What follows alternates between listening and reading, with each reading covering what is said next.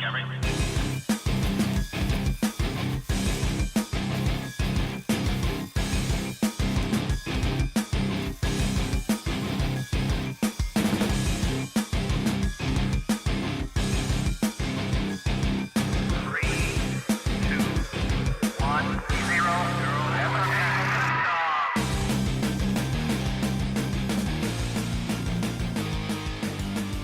Hello and welcome to Cutting Through the Bull in the Post-Truth Apocalypse. I'm Ben. I'm Gaz. I'm Mike. And we're back still at the movies, and we're finishing off our Terminator 2 episode. We're joining the film back in at about halfway through, about 1 minute 17 on the extended cut. But first we'll kick off with some weird news. Weird news. Oh, IcelandMag.vizier.is. 0.0% of Icelanders 25 years or younger believe God created the world, new poll reveals. Interesting, isn't Wow. it? Yeah, they are actually quite an atheist country, aren't they? I'm quite pagan. Yeah, they've actually got a pagan temple now. Yeah. The first one for the old gods. Although I think it's more like a bit of a novelty / tourism thing. But And they imprisoned the bankers. they did. Awesome. And isn't that where Bjork comes from? Yes. Yeah. And that Icelandic bloke who bought West Ham years ago and gave them loads of money and then disappeared and then went bankrupt. That's him, yeah. So, Iceland's a very cold place, isn't it? It The is. clue's in the name. Yeah. I imagine that has a lot to do with atheism. Like, you know what I mean? Of course there's no God when your life is just a frozen fucking misery. Like, do you know what I mean? The Like, frozen tundra. yeah, I wouldn't feel very divine. Do you know what I mean? So When- it's Finland as well, because only like literally sort of 20-hour days in Finland. oh God. Something Yeah, daft something like that. yeah. Or, 20 and then in hours the of winter, sunlight. it literally just goes dark all day. There's no sun. It's the complete fucking opposite. Yeah. From one extreme to another. And then there's that it's a false fact, isn't it? False fake news that Finland had the highest suicide rate per capita. It isn't anymore. I don't know what it is, but it was a false fact. It was the hours of darkness. Allegedly, In yeah. our country, that's the #1 killer for men our age. Suicide. Suicide is #1. Yeah, it is. What a society we live in. That's why. Thank you, Captain Bringo. Well, Well, you got to talk about these issues because it's relevant. yeah, it's why you should take mental health seriously. And the problem being a man, though, is you don't feel that you're not supposed to. Are you? You're not supposed to go and get sympathy for that sort of Because thing. we don't. We don't Stiff need upper it. lip, dear chap. Yeah, but how many stiff upper lip, dear chaps, go to the fucking barn and shoot themselves? Well, a lot. Yeah, That's the so problem. that's what I mean. Well, I've been alright so far. What Wait can- till we get to the end of Terminator 2 and all the... what can are you on? At 6. Hey! Yeah, like you say, wait till we get to the thumb. He'll be blubbering. Yeah, well, there's certain exceptions to the rule. You know, Do you know Will what? Smith's dog dying in what you call it, I Am Legend. Yeah, that's pretty harsh. Arnie in Terminator 2. More so when an animal Yeah. sort of dies. Optimus Prime in the Optimus 86 Prime in the cartoon. 86 original. Yeah. Yeah, there's times when it's allowed. Ben, when I your ca- favourite sports team wins. If England won the World Cup, How I'd about- probably cry. How about your favourite fake sports? Because I cry at the wrestling quite often.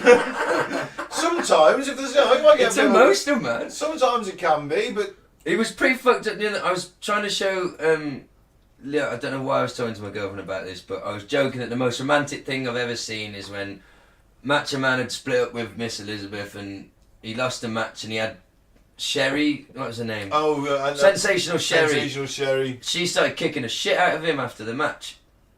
And Elizabeth jumped out of the crowd and she'd never been physical before and ran down and threw Sherry out and they cried and hugged and Macho Man lifted her up on his shoulder and I was like, that's the most gonna be your romantic wedding, thing. isn't it? Yeah, the most romantic thing I've ever seen. I'm trying to show it to my girlfriend and I'm trying to fast forward through WrestleMania 7 to get to it and I'm literally going, he's dead. He's dead. Both of them in that ring are dead. And she's dead too. She's like, the woman's dead. Yeah, drug overdose. Miss Elizabeth. Oh man. Yeah, she died in Lex Luger's house of a drug overdose. Oh man. What a twisted, seedy, little fucked up, wonderful world professional I wrestling is. guarantee you But, Luger gave her them drugs. Allegedly. Allegedly, so he could put it in a pooter. Sorry. Gave her the steel forearm, obviously. We're trying to do the Do you news, and think he here's called me. his dick the steel forearm? Oh, for fuck's sake. No, have you seen what he looks like now? He's a No, I haven't actually. I haven't very seen him in years. frail, skeletal man. Wow. I bet Yeah. he hates that. Sorry, I just can't help it. Pro wrestling, every episode, there's going to be at least a few seconds of it. But I'm going to do some brainy stuff later, so... So why? Right, So let's get to the meat of that Yeah. Basically, story. 0% of under 25-year-olds in Iceland believe in God. Well, God created the world, certainly. Yeah. So that's it's encouraging for the future, Good. possibly, depending on what you think. Good for them. So, yeah. Another one. Yeah, man. UK man does 5 lines of cocaine, has a 40-minute wank in a beer garden, is arrested. And you're gonna love this, Ben, because Oh my God, that pub looks terrible. Oh man, that looks amazing. Where's that? Please tell me. Oh, it's in Blackburn. a Blackburn man appeared in court today after performing a sex act, a big wank in brackets, in a pub garden after snorting 5 lines of cocaine. Oh man. A sex act you managed to keep up for 40 minutes, a sort of endurance wank. A long distance marathon of a wank. The kind of wank Paula Radcliffe gets up in the middle of and takes a shit during. A big wank, basically. Why did it take 40 minutes for anybody to interrupt him? The thing is, by the looks of that pub, right, it looks a fucking right dive. I mean, and not even like a fashionable dive, just a dive where the barman washes out the blood and the teeth in the mornings. So for someone to do 5 lines of coke and then start jacking off in the garden, it's probably a fucking normal fucking event there. He was in the beer garden of Clit Hero Kate's on Mincing Lane. I think it's Clitheroe, Mike. Okay. I know. Oh, sorry. I genuinely... I like to just call it Clit Hero. It is called Clitheroe. But it's also It's spelled... definitely spelled Clit Hero. Does he Clit Hero Kate to the day on Mincing Lane? It's not called Mincing Lane, that can't be right. And people are constantly walking past and not one person went, that bloke's having a wank. Hang on a minute. He has been working as a forklift driver for the last 2 years. Ben? Have you been visiting any family recently? It was not me. I can't last 40 minutes. Oh man. You would on 5 lines of cocaine, honestly. Really? There'd be no end in sight either. It was just... I don't know if I could just whip it out in a beer garden and go for it. I mean, I'd need some kind of and I'd imagine the women in that pub aren't particularly good looking. There's probably more fucking teeth than brain cells. And there's not a lot of teeth. Oh dear. Not to insult our northern neighbours, but some of you got terrible teeth. Alien horror. Ex-teacher says visitors came for her and her husband in nightmare encounter. Ooh. A retired teacher claims aliens were behind a bizarre encounter as the car she and her husband were travelling in mysteriously stopped in a busy road. Okay. What, the engine cut out. Yeah. That's happened to me before. I've read this and it is awful. Jean Bradley, 79, from Rugby, recalled a horror encounter on the A5. Well, that's local. Yeah. Maybe. She and John, her husband, drove past Warwickshire's New Inn when the engine is cut out and ground to a standstill. Jean said, lorries continued hurtling past. We were terrified the car might be struck. I was crying out in fear. Right. So instead of calling the fucking sun, why didn't you call the AA and move on? Then I noticed lights in the field next to our car. I initially assumed they belonged to a farmer working late, although I thought it unlikely. No farmers do work into the night. But the lights suddenly disappeared and the car began working again. She told her story, which happened on an undisclosed date, in her new book, People Must Know the Truth. So people must know the truth based on her car cutting out on the motorway and then restarting. And seeing some bright lights in the And seeing field. some lights, which is probably a farmer working late. And they do tend to work late. Has she got a fucking book deal? Yeah. 2 weeks in a row, 2 fucking lunatics in news stories. Right, the next time my fucking van breaks down, aliens, obviously. Whoa. Where's my book deal? Who do I talk to? You've got 2 choices. Your van cuts out and you write an alien book, Yeah. or you marry a dead pirate. Oh, well, I'll think about it. But the thing is, she's 79. Would you trust her in a court of law at 79 to give a witness statement? Balls, he saw some bright lights in a Well, field. that's what I'm saying. So your car breaks down, which happens. It fucking happens. There's nothing ghostly or weird or otherworldly about that. You happen to look to your left, and adjacent to where you broke down are some lights. So you then put two and two together and go, fucking aliens stopped the car. Of course it was. Why did they stop the car? They didn't even fucking abduct them or put anything up her bum. No, that's the story. Oh my god, so she didn't even... Well, I'm sorry, it's not an alien encounter and this isn't a probing... It's not a very thrilling book, is it? How long is this book? Well, people must know the truth! Notes about the Terminator that she's going to write about that. People must know the truth, that's what the book's called. People must know about my schizophrenia and borderline personality disorder. And oncoming dementia. She's 79. Dementia's never funny, except in this case. And the fact I'm still driving a Ford Cortina. I missed that bit. Is she? No. Fake news! She's 79 though, she might be. I love No, that. she's driving a little Nissan Micra or something at that age.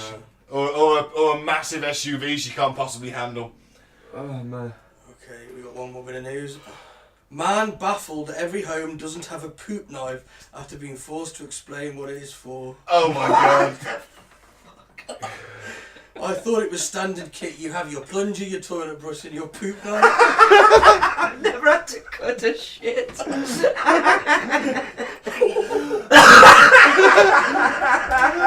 Every family has its own little habits and traditions. What does he do with it? I presume he's cutting it. Go on, read it. When we're kids, they're all completely normal and we don't know any different. But sometimes as we grow older, we find out that maybe they're not quite as normal as we thought. One man found himself in this situation, and the topic of interest was rather bizarre. His family have always had a poop knife, which they kept hung on a rail in the laundry room. He thought this was completely normal and just assumed everyone had one. But after an awkward exchange at a friend's house, he was shocked to find out that that isn't the case. Really? He writes, "It's been a day or two between poops and I'm over at my friend's house. I excuse myself and lay a gigantic turd and I'm reading the article. That's genuinely been printed in a British newspaper. I look down and see that it's a sideways one, so I crack the door and call out my friend. He arrives and I ask him for his poop knife. My what? He says. Your poop knife, I say. I need to use it, please. He says, what the... What, WTH is a poop knife? WTF. WTF, what the fuck? What the fuck's a poop knife? Obviously he has one, but maybe he calls it by a more delicate name. A fecal cleaver, a dung divider, a guano glaive. I'll explain what it is and why I want it. Unsurprisingly, the reaction wasn't quite expected. He goes on, he starts giggling, then laughing, then lots of people start laughing. It turns out the music stopped and everyone heard my pleas through the door. It also turns out that none of them had poop knives. It was just my fucked up family with their fucked up bowels. An FML scan. Fuck my life. But at what point do you lay one that regularly? I've never had one to cut up, let's put it that way. And if you're doing that on a regular basis, you need a shit knife. Then you're going to read on because he explains what one would use a poop knife for. Thankfully, the anonymous gentleman also explained what one would use a poop knife for. He writes, my family poops big. Maybe it's genetic, maybe it's our diet. But everyone births giant logs of crap. Just like that article. Yes. So, but what does he do with it? Cut up the poo. In the toilet. It was an old rusty kitchen knife that hung on a nail in the laundry room, only to be used for that purpose. You want to prick your knife and prick your finger with that, do you? It was normal to walk through the hallway and have someone call out, hey, can you get me the poop knife? I thought it was standard kit. You have your plunger, your toilet brush and your poop knife. And it gets worse. It gets worse. No. Standing by his poop knife idea, the man now has one in his home as an adult. After such an awkward exchange years before, you'd have thought he would explain the concept to his wife, but apparently not. Oh no. He explained the party story to her one day and she was amused and horrified. Oh god. Shocking. He says it turns out she did not know what a poop knife was and had been using the old rusty knife hanging in the utility closet as a basic utility knife. Thankfully, she didn't cook with it, but used it to open Amazon boxes. She'll be getting her own utility knife. Why do all my DVDs smell like shit?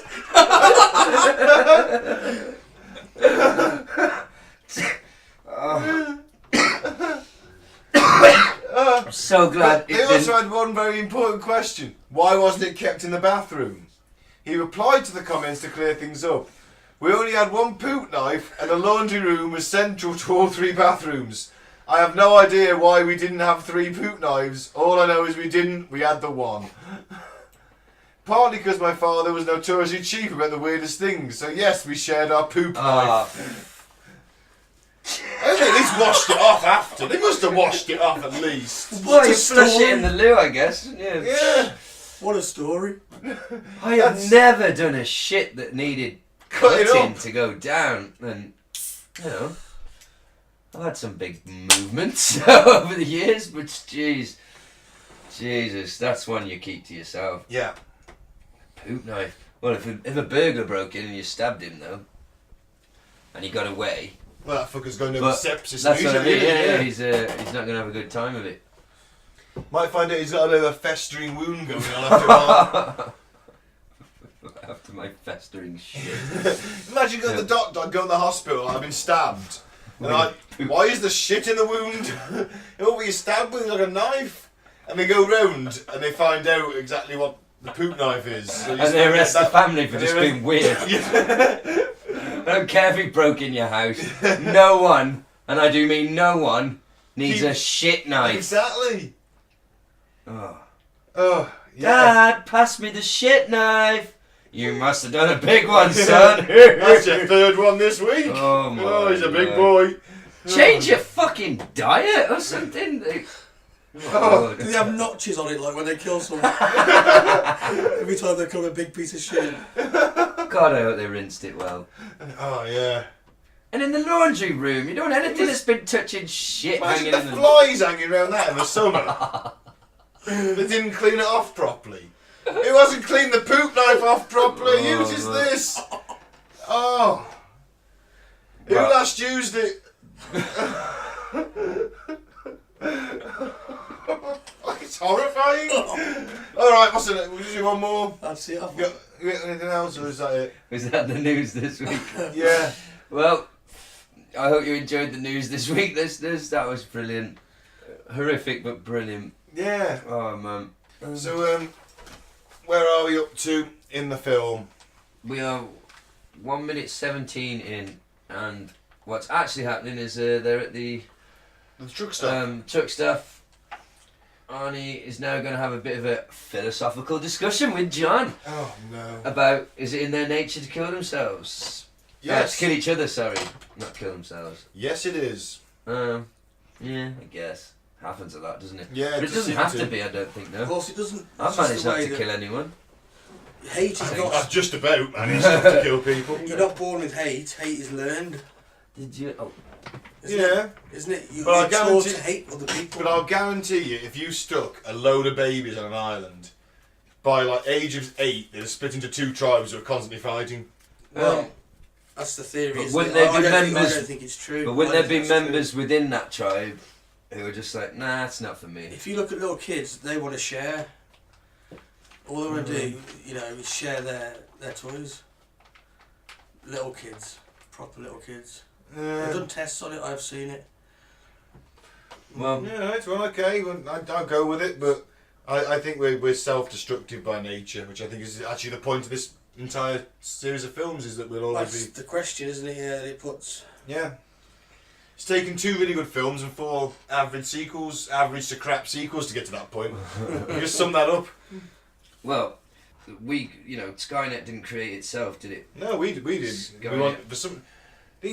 to that point. I mean, I suppose we're going to come to this. I suppose it's a good lead-in to Skynet. We're definitely going to come to this point. Do you think we'd hand over all control of our most powerful weapons to something that would make a logical, cold decision like that? Would it take control? Would it take control? Or And would also, we give would it it- control? Or would it?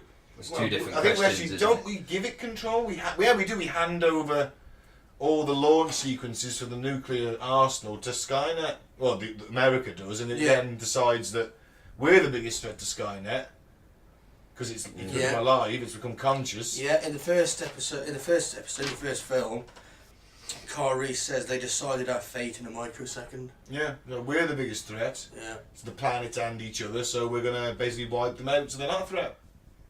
And they're a threat to us because we're now. So do you think we'd ever give?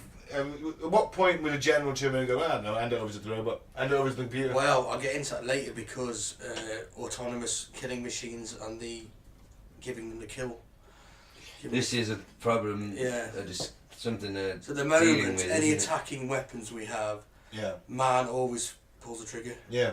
Not defensive. Some defensive are robotic. Ah, so, And we've got, so autonomous. you mean we've got sentry turrets from aliens? Yeah, the US Phalanx CIWS. Oh, is that the Gatling gun? The radar-guided gun to defend the ships. Yeah, we've got them. We call it Goalkeeper, which I think is a better name. Kill. That can perform its own kill command. Yeah, because it shoots anything missile. The Iron Dome can. Yeah, yeah. All these are destroying missiles though. Yeah, so it's not people. Mine. Although there are tanks now. The Russian Arena, Right. the Israeli Trophy, and the German AMAP-DS. Alright. Yeah, they've got autonomous firing weapons and they've got the kill command. But they would only be programmed to fire at stuff that, Incoming missiles. Oh, so there's a tanks. Yeah. They're not firing at other tanks. I don't know about the tanks. Because when I did tank gunnery and I had to learn, literally parrot fashion, every silhouette of every fucking armoured vehicle out there. So if you could hand that over to a computer and save me the man hours, I'll take that. Because it was fucking boring. But This essential, nonetheless. This is the problem they have, though, isn't it? Is a frontline robo-soldier machine, is it going to make the distinction between a small refugee child running towards it?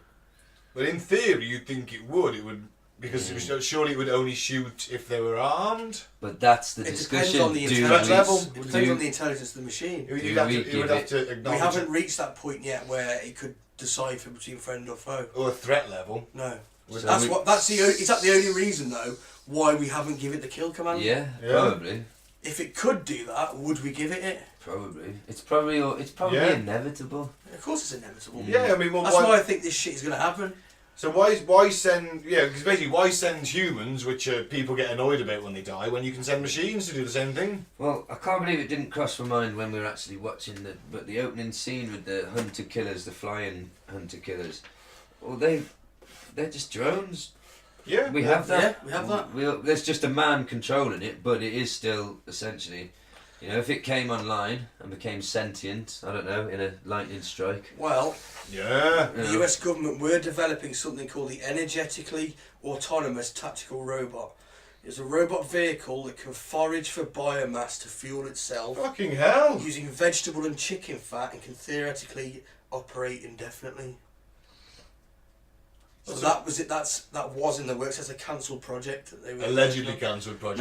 No, well, it's in Wikipedia. Yeah, but what I'm saying is like you say we're developing something like that, and everyone goes that's impossible, and then you actually crack it and you say we cancelled it, so you've got it in secret then. Well, maybe. And since 2005, there's been swords. Have you heard of them, Ben? No. In Iraq, employed in Iraq, special weapons observation reconnaissance detection system. Oh well. It's like a small sort of mini tank that is operated remotely. Oh, and I've seen what you're on about. I Yeah. wasn't aware of that name. Yeah. Yeah, and they've got, you'll know about the weapons on it. M16 rifle, Yeah, which we're going to see shortly in the film, actually. 5.56mm SAW M249, Yeah, that's like a machine gun version, a light support weapon. 7.62mm M2240 machine gun, That's your general purpose machine gun, yeah. .50 cal M82 Barrett rifle, Oh. and a 6-barreled 40mm grenade launcher. That Beretta rifle you just mentioned, that's a sniper rifle. So you've got robots calculating sniper shots. Yeah. So they'll be better than a human And that's marksman. been employed in Iraq since 2005. Wow. That's really impressive. So what do you think of that, Gaz? Well, I hope, like I said, one doesn't become fucking gets struck by lightning and becomes sentient, because that's what happened to Johnny Five. Yeah, he was a military robot, wasn't he? And all that happened was he was struck by lightning, and then he became sentient. I just enjoy that scene where Arnold lifts the baby up and holds it up to his face and has a study of it, because I wonder what the Terminator's thinking at that point. Like, I've never actually seen one of these. Yeah, I suppose he hasn't, has he? Yeah.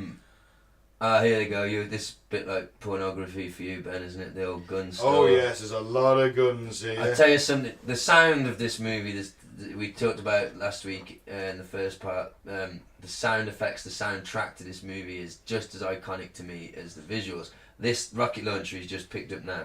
The sound, that chomp of the grenade launcher. That is an M40 grenade launcher. That's the bloop gun, as they used to call it. Oh right, well that sound. You see it in Vietnam because when it fires, it makes a. That's what it was called. That's awesome. That's why that sound effect. So the M79 grenade launcher, is that version of it, the bloop.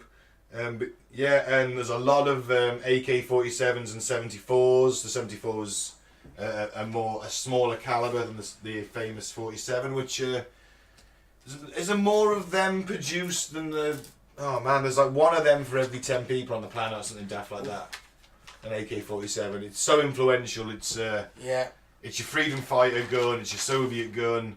It's got that curved mag, and it's on national flags. Yeah. It's children are named Kalesh in its honor. Kalashnikov. I'll mention something about Kalashnikovs later. Oh right. So it's weird that Sarah Connor uses an M16 or an M15 variant of it, but there's a stack of AK-47s for the Revolution. Yeah. But she's using a good old American gun. She's a good old American gal. And of course, then we find the minigun. Who doesn't love the minigun? Oh, it's wonderful. Oh. And on his little smirk. Yeah, it does. Really suits you, says Joe. It is laughably called handheld. It's a handheld M134, but usually them kind of things are mounted on choppers and tanks and stuff. Well, how hard was Blaine if he fucking had one in Predator? Oh, that thing, Mike. That's like the size of. That would tear your arms off if you fired it. I mean, I know Jesse Ventura's pretty strong, and he's obviously a former Navy. He's so realistic. I am saying that firing that kind of minigun. I always wanted to be fucking Blaine with that gun. I mean, they call this handheld, but only. I think the point of it is that a Terminator could fire it handheld, and we couldn't. Would you say there's some fetishization of guns going on here? I'm sure James Cameron. He's a bit of a. Well, he's a weird one, James Cameron, isn't he, the director? 'Cause he's quite a liberal dude, I think, isn't he, or is he not? But he's also. I think most people in Hollywood are generally. Yeah. And sex offenders. Well, yeah. Well, they're fucking everywhere. Allegedly. And isn't he also a bit of a good old boy? You know, I can imagine him being very much into his guns and supporting the military. Possibly. I don't know. I could be chatting completely out of my arse. I wouldn't like to say, Gaz. I know he's been to the bottom of the sea. Yes, several times. Under the sea. Let's not break into Disney, Mike. I was doing the Sober Simpson, to be fair. Oh, right. Thank God for that. I thought you were singing The Little Mermaid. Oh. I want to live under the sea. That will never happen. Not with that attitude, it won't. John's building his father-son relationship. He does look a lot younger in the desert scene now, and he does look a lot younger here than he does in earlier on in the film. Would you agree? I do. Now that you mention it. Yeah, this is getting close to Sarah's speech that we read out in the second part, in the first part, where she realises that the Terminator will be the best fucking guardian father figure that John could have. Mm-hmm. And that's because in this postmodern world, quote, idealism, altruism, diversity, virtue, art, indeed our very humanity will be replaced by consumerism. So this cold robot machine is a better option than any modern man in this world, this fictional world, let's say, or if the Terminator was real. Man, it's like the ghost sex thing over again. No, it's robot sex. No, I do you think she'd marry the Terminator? I don't think she's thinking of that. Do you think he's got a robotic penis? No, he probably That's has. the gimp bod. He probably has You're a thinking of. fleshy penis. I don't know. I guess with a. That's the adult spoof version. I guarantee you there's been a porn version. It's called the Sperminator. Yay! Quite possibly. Can I get the crown for that? Yeah, definitely. Yeah, it's it's a weird dynamic you got between the two characters, because if I had my own Terminator when I was 13, I'd be fucking making it do stupid stuff, give the finger to people and then hit them.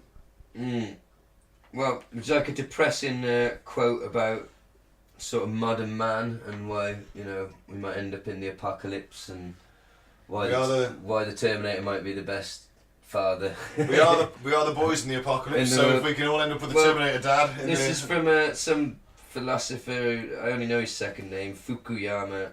He was from quite a long time ago, apparently. Modern man is the last man. He has been jaded by the experience of history and disabused the possibility of direct experience of values. Therefore, his sole concern is with his own personal health and safety. He knows better than to risk his life for a cause. Basically, we're all selfish. Selfish, consumerist, capitalist. That's the society we live in. Little tossers. And that's why the Terminator's a better dad than any of us in this room could be. If you go to certain tribes in the Amazon and that, I mean, they live completely egalitarian societies. Everybody's equal. Well, that's how it used to be. Yes, right, but they haven't got the internet. Well, that's how it used to be in a Native American. Yeah, man. You're not supposed to call it like First Nation. Fucking, I don't know what the PC. Yeah, Native American isn't the right thing to say anymore. I don't think. We'll just go with it. It's changed. I don't think I take too much offence. I'm sure it's First Nation now. Yeah, but I'm a professional broadcaster. I want to be, you know, and I don't upset the SJWs who've never met a First Nation person and are obviously very upset on their behalf. Sarah's about to have a nightmare now. And she's done some carvings, some little bit of a graffiti on the bench, which I hope that the owners of that place aren't pissed a bit too much. This is absolutely amazing, this effect. We talked about this in part one, but Stan Winston, model work, yeah, research. 2 days between sets. What an image of the frickin' flesh coming off and the skeleton still. Yeah, it's creepy out, this did. Yeah, I don't think I'd ever seen a nuclear explosion before this. Not that I can remember. This is one of the first 18 films that I watched. Yeah. It was Along about with robots. Nightmare on Elm Street and all that. RoboCop and this were the two. I didn't watch horrors. I couldn't. This was gory enough for me. I used to watch a lot of military history documentaries, so I had seen nuclear bombs going off. For reals. But not what they did to people. No. And do you know that the Americans dropped the equivalent of a bomb a day for 50 years in the Marshall Islands? Wow. And one nuclear bomb a day, 50 years. I think, Here surprise, everyone's got fucking radiation poisoning No. and cancers now. I mean, look at it. It's fucking horrific. It's genuinely horrific. Sets on fire. Yeah, Moving. anyone that thinks that having a nuclear war with North Korea, and vice versa in North Korea, having a nuclear war with everyone else, Well, it's the show end. them this. It's the end of life. Show them this, because it's fucking terrifying. You haven't even got a chance. Even after this, man, it'll just block the sun out for years. Yeah. The dust cloud, that's amazing. The plants will die. Anything bigger than a shrew will perish. And the bodies. Oh. Because they've been like calcified instantly, and then they get shatter. The heat's just literally blasted the skin from their bones, and it's like fucking hell. I just think we're part of the race that did this to somebody twice. Yeah. Not in my name. Not in my name. But yeah, that's a genuinely disturbing sequence. That is such amazing filmmaking. Yeah. How it escalates. But, you know, it's not bad enough that she's on fire, moving. Like you can actually see someone moving on fire. Then the flesh comes off. Then it's a skeleton. Then And she sees that message she's carved. No fate. For what you make. The full quote, as John will tell the Terminator in a minute, is: "The future's not set. There's no fate but what we make for ourselves." And now she's got a spec ops gear on and she's heading out. So again, that's one of the major themes of this that people like to navel gaze over, is the idea of free will and determinism. And that the future is only what you make it. That it's not So I guess that's saying that there's no destiny then, no fate, no destiny, same thing. Yeah, I prefer to think of that I'm in charge of everything I do rather than it's being planned out. Unless we're living in a simulation. I like the idea of a destiny though. As long as if it's we're a in a good simulation, then our programs have already been written. one. Oh man, imagine doing that job. Shit one for him. Oh, that one, he can have a good Well, one. if it's a super AI, it'd do it instantly, wouldn't it? And maybe take... Well, yeah, but It would take a super AI to run a simulation. Alright then, Mike, so let's say universe. that doing DMT or ayahuasca is like putting in a cheat code. I told you, man. That's a pretty nice way to think of it. That could be awesome. Breaking you out of the Matrix. When you go to the rainforest, Mike, and bring it back for us. When the funding's there, I'll go. You're going to get killed by an Amazonian tribe within literally days. I don't care. As long as I do it and I find the secret of life, I'm alright. We're gonna set up a Patreon just to specifically fund the taking of the most powerful hallucinogenic known to man. I'm gonna take babies and I'm gonna go there and just spring the whole thing. Bring it on, bitches! I don't think it's the sort of drug you take and then That's go what for I a mean. dance, Mike. I think you're going to be in the fetal position Just gonna for give an it here. extremely long I'm gonna take a time. sip, give it here. Just swing the whole bowl. Bring it on! And then In one 2 episode, weeks later, you just caught the jungle naked. I can't remember what episode it was, but you said you had. It was funny as fuck. Glaucoma of the third eye. That made me laugh so hard. So this, mate, is going to be like taking an ice scraper to your third eye. Oh God, it's too real. Ayahuasca isn't fun. It shows you apparently the absolute horrific truth, but ultimately that's a rewarding experience. But it's not necessarily. No, the pleasant. experience isn't. It's the after. Has anyone ever told anyone what that is? Because we could just save ourselves a lot of hassle if we just kind of knew. Do you mean? How to someone make it? said their experience. I've heard a lot of people's experiences. Of course, I've read articles. Alright, so go on, give me a couple, because I'm not convinced that it's going to... Well, what happened? Gaz might know more. Could we put a pin in it just before I get into it though? Sorry guys. I should have went when you went. Yeah, man. So We're back. We're back.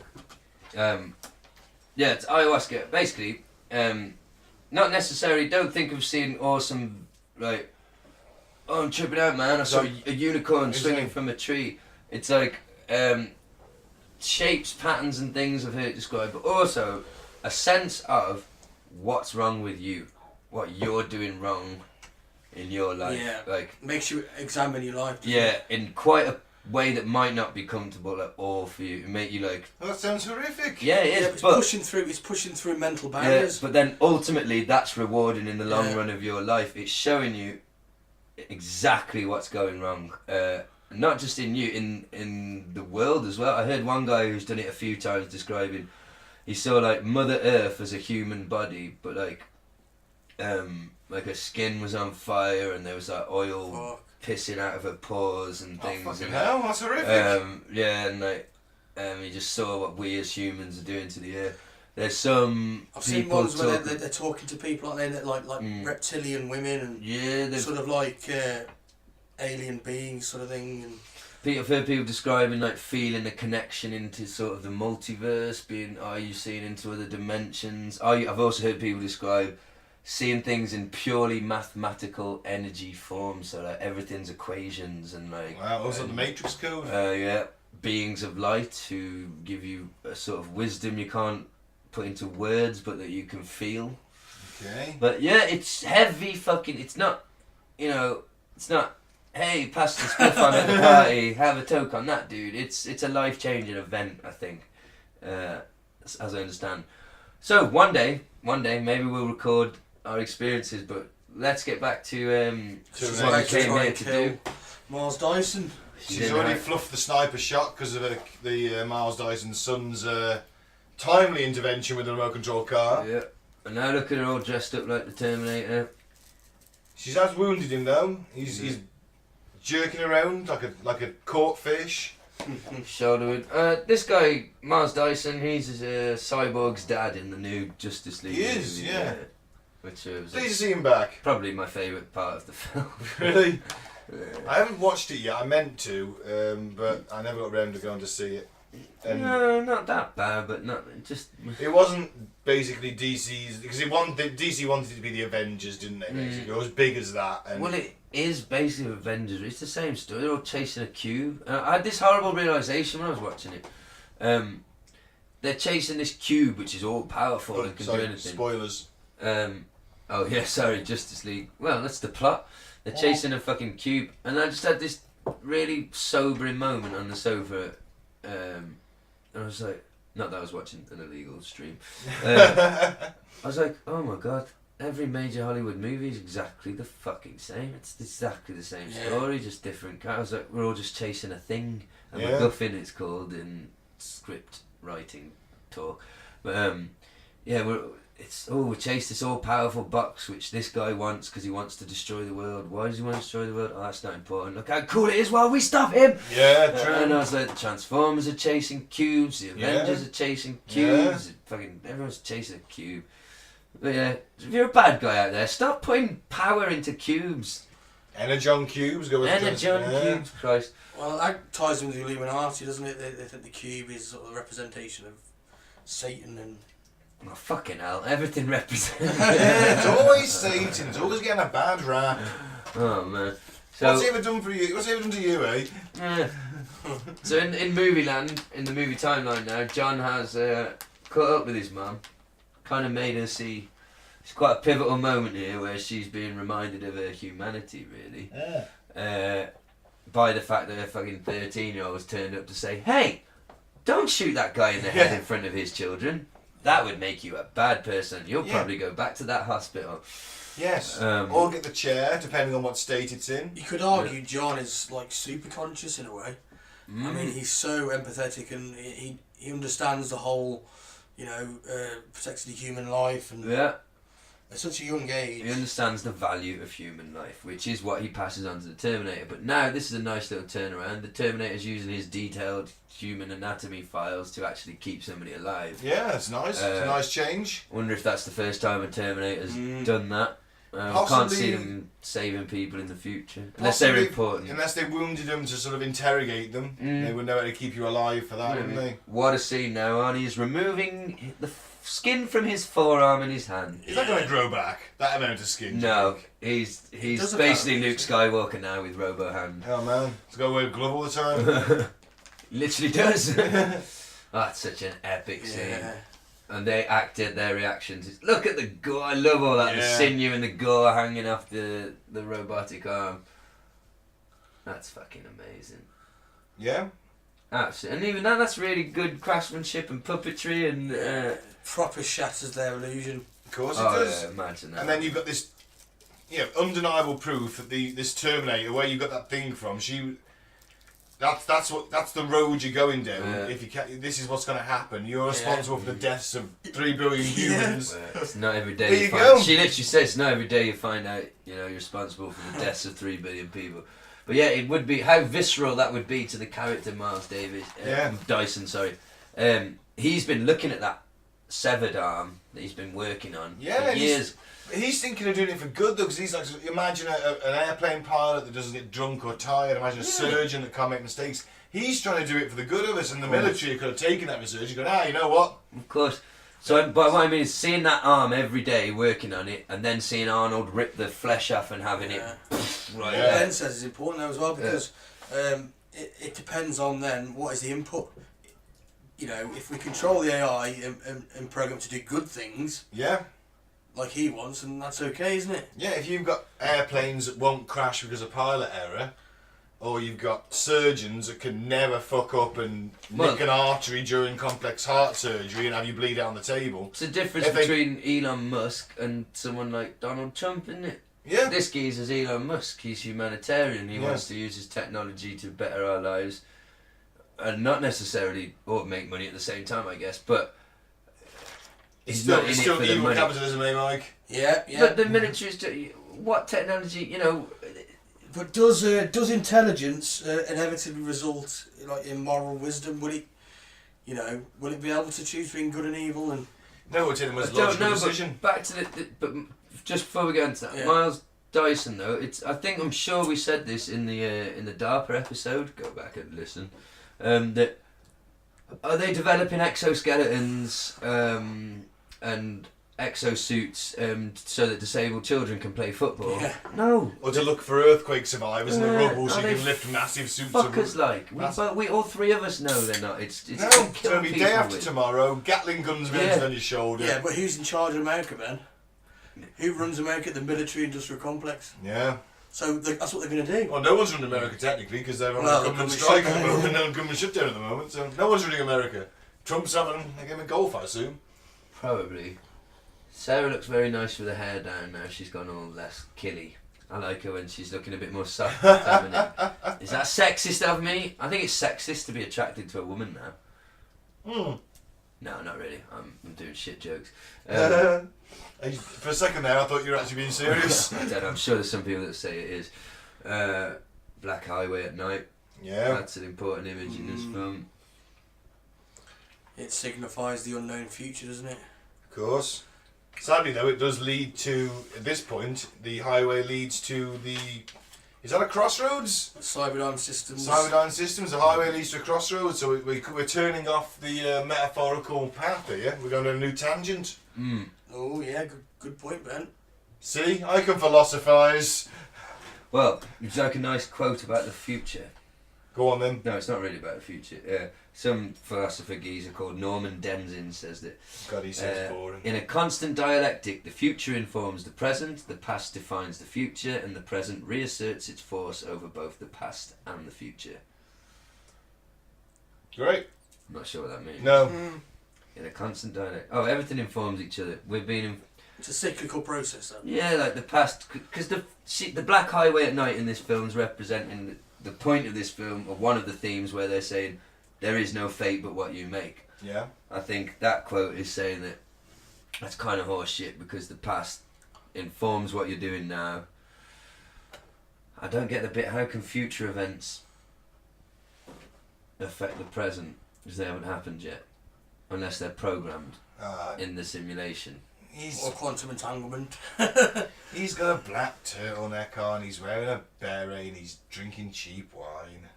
Probably having sex with an incredibly beautiful woman, several beautiful women. Oh, you know the type. Oh, a group of young boys. I know the type. Yeah, I know these philosophers. Allegedly. Pouncing down Mincing Lane. Doing 5 lines of coke and having a 40-minute stab on a bank in the beer garden. Yeah, I know the type. I think this dude's probably more a £65,000 a year. You know what I hated about that quote? Is he said dialectic straight away, and I thought, that's a fucking daft word. It immediately turned me off to the quote. But I'm still none the wiser to understanding it. That's the quote's fault. Yeah, I'm blaming that That's guy. What's his name? Fault. It's the fault of language. What's his name again? Norman Denzin. Yeah, he's called Norman. He fucking probably spots trains. He wears an anorak and he goes and looks at the numbers of trains at the weekend and gets excited. Alright, so the film, they have gone into Cyberdyne and they're going to blow up that arm. They're going to destroy the arm and the computer chip and all of Dyson's research. I don't think... Would that set it back? You can guarantee that someone's got a copy of it somewhere. It might take a bit longer to do, but... Yeah, but if they take the chip in the arm... It's a paradox. It doesn't make any sense because... if they wipe out Skynet, if it never exists, how does it send the Terminator back in the first place? How does the arm get there in the first? Yeah, well, that's it. If it's on one timeline... It doesn't matter. Eventually, we'll get to that point again. Won't we? Just through technology.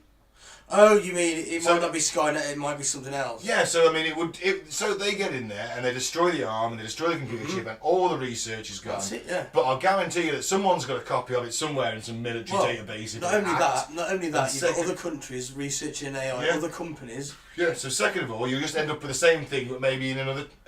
all they might have done is delay it for 20 years. It might spring up in Denmark, for example. Yeah. The Danes might unleash it, or... the Chinese or whatever. Probably some more so like the Chinese, the Russians, because America's obviously been put back here, haven't they? Oh, Trump would be fuming. So what, in China, somebody called Ming Connor. Yeah. This is the bit that T2 comes back now. We haven't seen him for a while, have we? The T1000, yeah. Sporting a biker look in this, almost the good version of Arnie. He's a police biker. Yeah, good point. Yeah.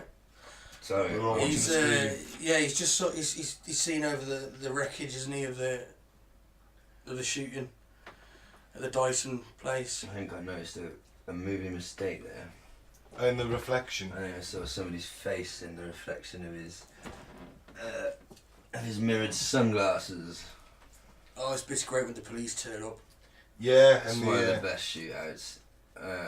Arnie looks like he's enjoying himself with that axe, smashing all them records. He's a big dude. Yeah. And there's this. The thing is, the size of the processor that they've got there is just it's a scaled up version of the one that's inside Arnie's head. Mm-hmm. That's the stage they're at. That is that big at that point. Yeah. I mean, so in 20 years' time, when Arnie's ilk are being unleashed against what's left of humanity, Skynet's got that to something that fits in a guy's head. And you got to think about Moore's law. Of course. Moore's law is where transistors in computer chips, the amount doubles every 2 years. Mm. So they get half as small every 2 years. Yeah, the Sod's law is that 1 year it'll stop and... Yeah, Well, they'll turn on us. Well, yeah, that's the problem, isn't it? When It they is. become self-aware. I'm watching the film, so I need to turn away. So when do they become self-aware? Well, when we give them all the decisions and we pump enough data at, we can pump enough RAM at it. It's funny that... You know, if sure, the more processing power it's got, the more more power it can think about things with. So that's when it's probably becomes self-aware. Well, yeah, of course it is. A bigger brain, won't it? Yeah. And every 2 years, that brain's get doubling in size. Effectively. Wow. So Get yeah. twice as powerful every 2 years. So I don't know if you It'll looked at it, still Mike. never be as powerful as our brain. It will never have the computing power to do something as complex as play basketball Yet. at an elite I bet level. Arnie could play. Moore's law says it will. Yeah. It'll never have it. It'll never have the nuance, the think it's- human element required to do some of the things we do. But at the moment, they can beat us at that Chess. Chinese chess, that Yeah, Chinese that's Go. cerebral. You get that fucking Asimov thing, or that Amy bitch that went to the fucking EU, or whatever, UN. you know I'm on about, UN. What, get her to play a skill game with me. Not chess, she'll wipe the floor with me. A skill game. Play horse with a football Yeah, but against think the wall. how far we I'll come, fucking Gaz. thrash her. Think how far we come. Thrash the shit out of table tennis. I'll fucking thrape her. You're trying to say in 20 years' time we won't have it? What about in 20 years' time? Right now. But would you beat? No, we can't do it Would now. you beat an Arnie? You wouldn't beat an Arnie robot at table tennis because he would just be He'd be good at table tennis. locking Yeah, that ball yeah. every time and just reacting. Table tennis would be good, but something complex like basketball, ice skating, would he have the computer Yeah, 'cause power he could required stand. to balance? All right, so let's say you run down the court and he doesn't tackle you, and you score a 2-pointer, which is inside the area, isn't it? Mm-hmm. So where does that start from for him? Does he start back in the centre circle? At the back of the court. Back of the court. You step He could behind just the use line his and targeting pass it. thing to just Yeah. launch it down the court, Three-pointer. 3-pointer every time. You got a Can he point. though? Because he can target. Yeah, because course he he can't can. miss. No, he can target a gun, but then judging the weight and can he feel the air? Can he? Yeah, I it don't think all Hang work- on, in it this all- film, he's shooting. Oh, the minigun's out! The minigun's out! He's shooting a load of cops and doesn't kill any of them guys. I'm sure he can navigate a basketball and hoop. Yeah. Have you seen the way he runs? He's a Terminator. Yeah, the T800. Yeah, you're saying he could stand on the backcourt line and throw a ball in So that way. I'm watching the minigun going to work. He's going to play by the rules of the game. You can't do that. Mm-hmm. So he's Of going course to you be. can do that. You can just stand there and do a 3-pointer. Can't You you? couldn't Yeah. know. From- You've got to from pass the kick-off? ball in play. If somebody scored against you, Well, someone comes on and passes the Oh, ball to him. It's you versus him. Let's just say, let's remember that I did play basketball at a fairly high level. Go on then. You know more than we do. Played for England. All right, fair Schoolboys. enough. Fair enough. Yeah. You know more than we do then.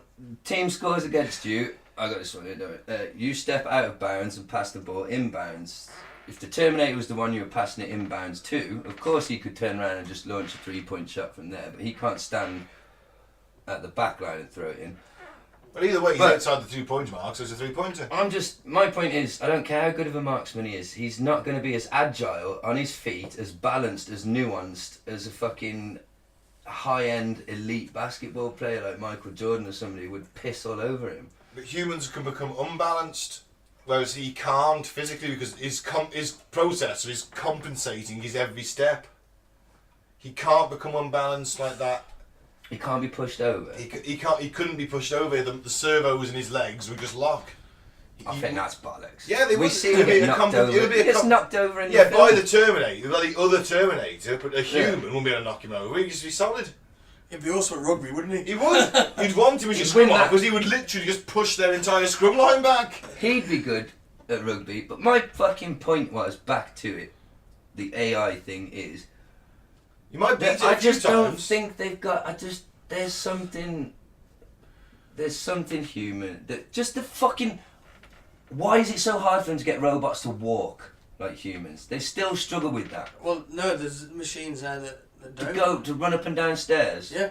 Piece of piss, Yeah, just they like got this that. picture of he's walking the snow. And how much He's equipment hitting, is there He's and hitting the stuff? robot with a broom, and it's skidding in the snow and staying upright and walking. But He's what hitting film again. is it? What, Oh. What's it look? Is it a bipedal upright Yeah. thing like you and me? Yeah, it's fucking scary, mate. And how expensive is They it? go How up and much? downstairs. Well, it's billions of pounds. It's DARPA, Yeah. isn't it? It's DARPA research. Yeah, well, at least the Japanese Honda are quite big into that as well, aren't they? Robotics.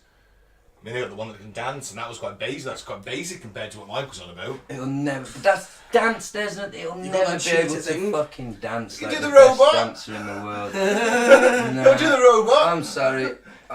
It's just very comedic, but I refuse to believe that there's a human fucking element that they'll never be able to mimic with fucking processing power. But if it Yeah, comes, it'll be the will to succeed. it won't be human, though, will it, Gaz? If it comes into its own intelligence, it'll be its own thing. Yeah, but So- we would have that will to succeed because that machine hasn't got free will. It's also complications. It's also computations. It'll be shit at heart. Would it have free will? Would it have that human will to succeed? Would it's it be able got to an make artificial something like this that intelligence, we're watching now? That's the debate, isn't it? That's the. Will it create something like this? That's Well, the that's thing. that's the fear. That is the What, fear. that they're going to go into Hollywood and stuff? Make No, a that we're really gonna, good we're sci-fi actually gonna, action we're actually film. Oh, gonna yeah, create 'cause they- Skynet. We yeah. actually are gonna create Skynet. That's the fear. We already have Google. It just doesn't fire missiles yet. Exactly when it can. Oh, what if we get the Google Defence Force around the Earth? Like solar. What if Solar Warden's powered by Google? There's a thought. I refuse. Alright, they might be physically superior to us, but I'm never gonna. But you'd never miss the basket. There's a human element that is always going to be superior to them. Well, that's also the point, isn't it? It's the will to survive that they don't have. Not even about surviving, we've got a soul. Well, that's not been proven, to be fair. Yeah, It feels like we've got one though, doesn't it? Yeah. that's the poet in you coming out Or we there. like to tell ourselves that we have. Yeah, not too concerned. I don't know. I don't care how good they get at stuff. They're not human. But No, I think. still would like my own Arnold, my own Terminator. Oh, damn right. We're Here's doing- the death scene I was on about earlier. Yeah, on last week's episode it was Miles Dyson's death. And he just told everyone to leave as well, which is quite nice of him. Yeah. If he was feeling particularly vindictive, you could chat to him for a little minute. Well, again, he's a positive in this very politically correct for its time film. You mean that SJW's made this film, Gaz? Kind of. The 1991 version. Boom. Yeah. The Get Out bit in a moment, the T-1000 says to the helicopter pilot, who then just That's brilliant. leaps from the helicopter. Get Is out. a mimic back, is a callback to Terminator 1 when he tells her Yeah, Okay. copper to get out. he does. What an explosion. Yeah, it's a big ass explosion. Yeah, I mean, and he just that's a bit judge. Which came first? This came first. That's exactly like Judge Dredd coming in on the Yeah. slow movie. Yeah, I guess so. It's a chicken, always a chicken. Or was it chicken? Yeah. Chicken always comes first. The bird came first, didn't it? Yeah, I don't know. A bird laid a thing that turned into a chicken, that's it. and then that laid an egg. Oh, Just ruin the illusion for me. Oh, it's evolution, isn't it? Yeah, it's evolution, baby, as Pearl Jam said. We're all stardust, baby. Alright, give us why Skynet's going to happen then, Mike. I'll be back. The line. What are your favourites? Just before Skynet, so it's popped in my head. What are your favourite I'll be backs, excluding this one, in Arnold's career? It's a good question. It's a very good question. One of my favourite Arnie lines is always "stick around" when he stabs the guy in Predator to the door. Stick around. I lied. Knock, knock. Yeah. Look, there's a bit of like in the first Terminator, a bit of like an Arnold puppet Yeah. being shot at there, which is pretty cool. So he can't miss the kneecaps, he can't miss. He could throw that basketball in from miles away if he wanted to. Yeah, but my point is, you're not you're thinking purely of him just standing there shooting. Think of the footwork, the speed of basketball. He doesn't fucking move like that. He can't. I don't know, T-1000 can run pretty quick. We're not talking about him. We're talking about the T-800. No, would be a pretty shit point guard. Yeah, okay, he would be a very accurate shooter. What else can he fucking do? Look at him. He's got a purposeful stride on there. Have you seen basketball? Not so much, but yeah, I know what you're saying. It's pretty quick. Anyway. He's got another fucking awesome launcher machine thing now, launch, which yeah. will tell me the make, model, number and country of origin. Actually, I forgot about that machine. That grenade launcher. I'll find it out. I like him pulling the gas masks off. Here, hold this. Yeah. It's the MM1. See? Look! He learns. Yeah. But also, he learned from Sarah's stupid line, as you'll see, he won't go over 60 fucking miles an hour. This is awesome. Again, this is an actual fucking van being driven through an actual lobby. Yeah. And we put some cameras there and get real men to jump out the way. Oh, we got to look at health and safety now, ain't you? Look how fucking ace it is. Someone got fucked up on a film. Who died? Oh, shit. Deadpool. And Yeah, Deadpool. yeah. Somebody died. Deadpool too. I love this van. The SWAT van. They are escaping in the SWAT van, and the T-800 is T-1000. Sorry, is going to be in hot pursuit in his YMCA policeman's biker's outfit gear. It is a bit of a. It's a big fan. Here we go. He loves to go to the YMCA. There's a T-1000. Another real practical stunt. The motorbike. Through the glass. Jumps onto the helicopter. Get out. The guy behind the helicopter's thinking, what the fuck? Some maniac. Just headbutts the glass. And that's like a strong kind of cannon. And he pours himself through. Yeah. That's the best way to describe that. He literally just. That was a cool effect there. You could the helicopter. You could see the helicopter pilot's reflection as he reformed. Cool. He's like, he just nods his head, yeah, right? He must jump at 30 foot down. Yeah. He's like, you imagine the police on the ground. He's like, the fuck just happened, mate? What the fuck? You won't believe it. This guy just poured himself, headbutted his way through a canopy, poured himself in. It's only get out. What the fuck would you do? Yeah. I want to see the movie. What happens to that guy next? Yeah, I want to see how fucked up he is mentally for years after. And no one believes him. He gets pensioned off on mental instability. He becomes homeless bum and. He's definitely more fucked than. Fuck, man, you were dark with that.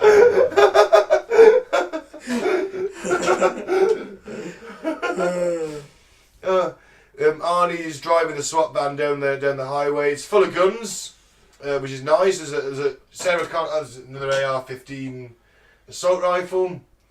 Sarah Connor gets a police assault shotgun, which is quite fun. That's the one that she's got all the little shotgun shells are lined up on the outside. It's kind of cool, isn't it? But if they did destroy Skynet, then wouldn't the Terminators disappear? Because they wouldn't have been invented. Oh, well, that backs up my theory that someone else has got the research. It does indeed, yeah. Well, it will be different a bit, though, surely. Yeah, but I'd imagine that whatever they're working on will be copied to somebody. Whatever breakthrough they made will be copied to someone because it justify their continued funding by the government. Yeah, it's all. So the Pentagon have probably got all that research. They just don't look into it. Of course, they wouldn't disappear because the ones in the future would never happen. Yeah, so they would never be. But those two are still Of there. course, yeah, in they're this still there at that time, aren't They've they? Yeah. travelled through time. It's not like Yeah. I'm thinking of Back to the Future where Yeah, you they're not going to disappear. disappear like the photograph. Yeah. Right? Yeah. Oh no, where's my Terminator? This time travel thing's a mindfuck. Yeah. It's all bollocks at the end of the day. It doesn't. Oh, well, is it? We'll come to Yeah. that later. Well, because no one knows for sure, do they? Or do they? I don't. Well, there's theories now. I mean, whoever's flying that fucking helicopter, I mean, took it under a bridge. He's just literally done like an emergency lift over the bridge. Whoever's doing it knows what they are doing. There is a bit of trivia about that, actually. The pilot, the stunt people didn't really want to do it, and I think someone else flew it. Look at that. Fucking hell. No CGI, everything. So this is beautiful filmmaking. It's practical and it's skillful, and the effort and the money and the ingenuity and engineering, the apparatus to have the cameras in these places to be able to film these things. And there just happens to be a liquid nitrogen tanker. Yeah. That's a shit, isn't it? I can tell you the name of the guy who flew that helicopter. I'll give you on to it. It's pilot Charles A. Tamburo. Oh. He flew the helicopter under the overpass in the final chase scene. The camera crew refused to film the shot because of the high risk involved. So James Cameron did the filming with the help of a camera car driver. Oh, wow. So Cameron filmed that himself. Awesome. Well, he is a fucking thrill-seeking lunatic. We know that. Yep. He went to the bottom of the sea.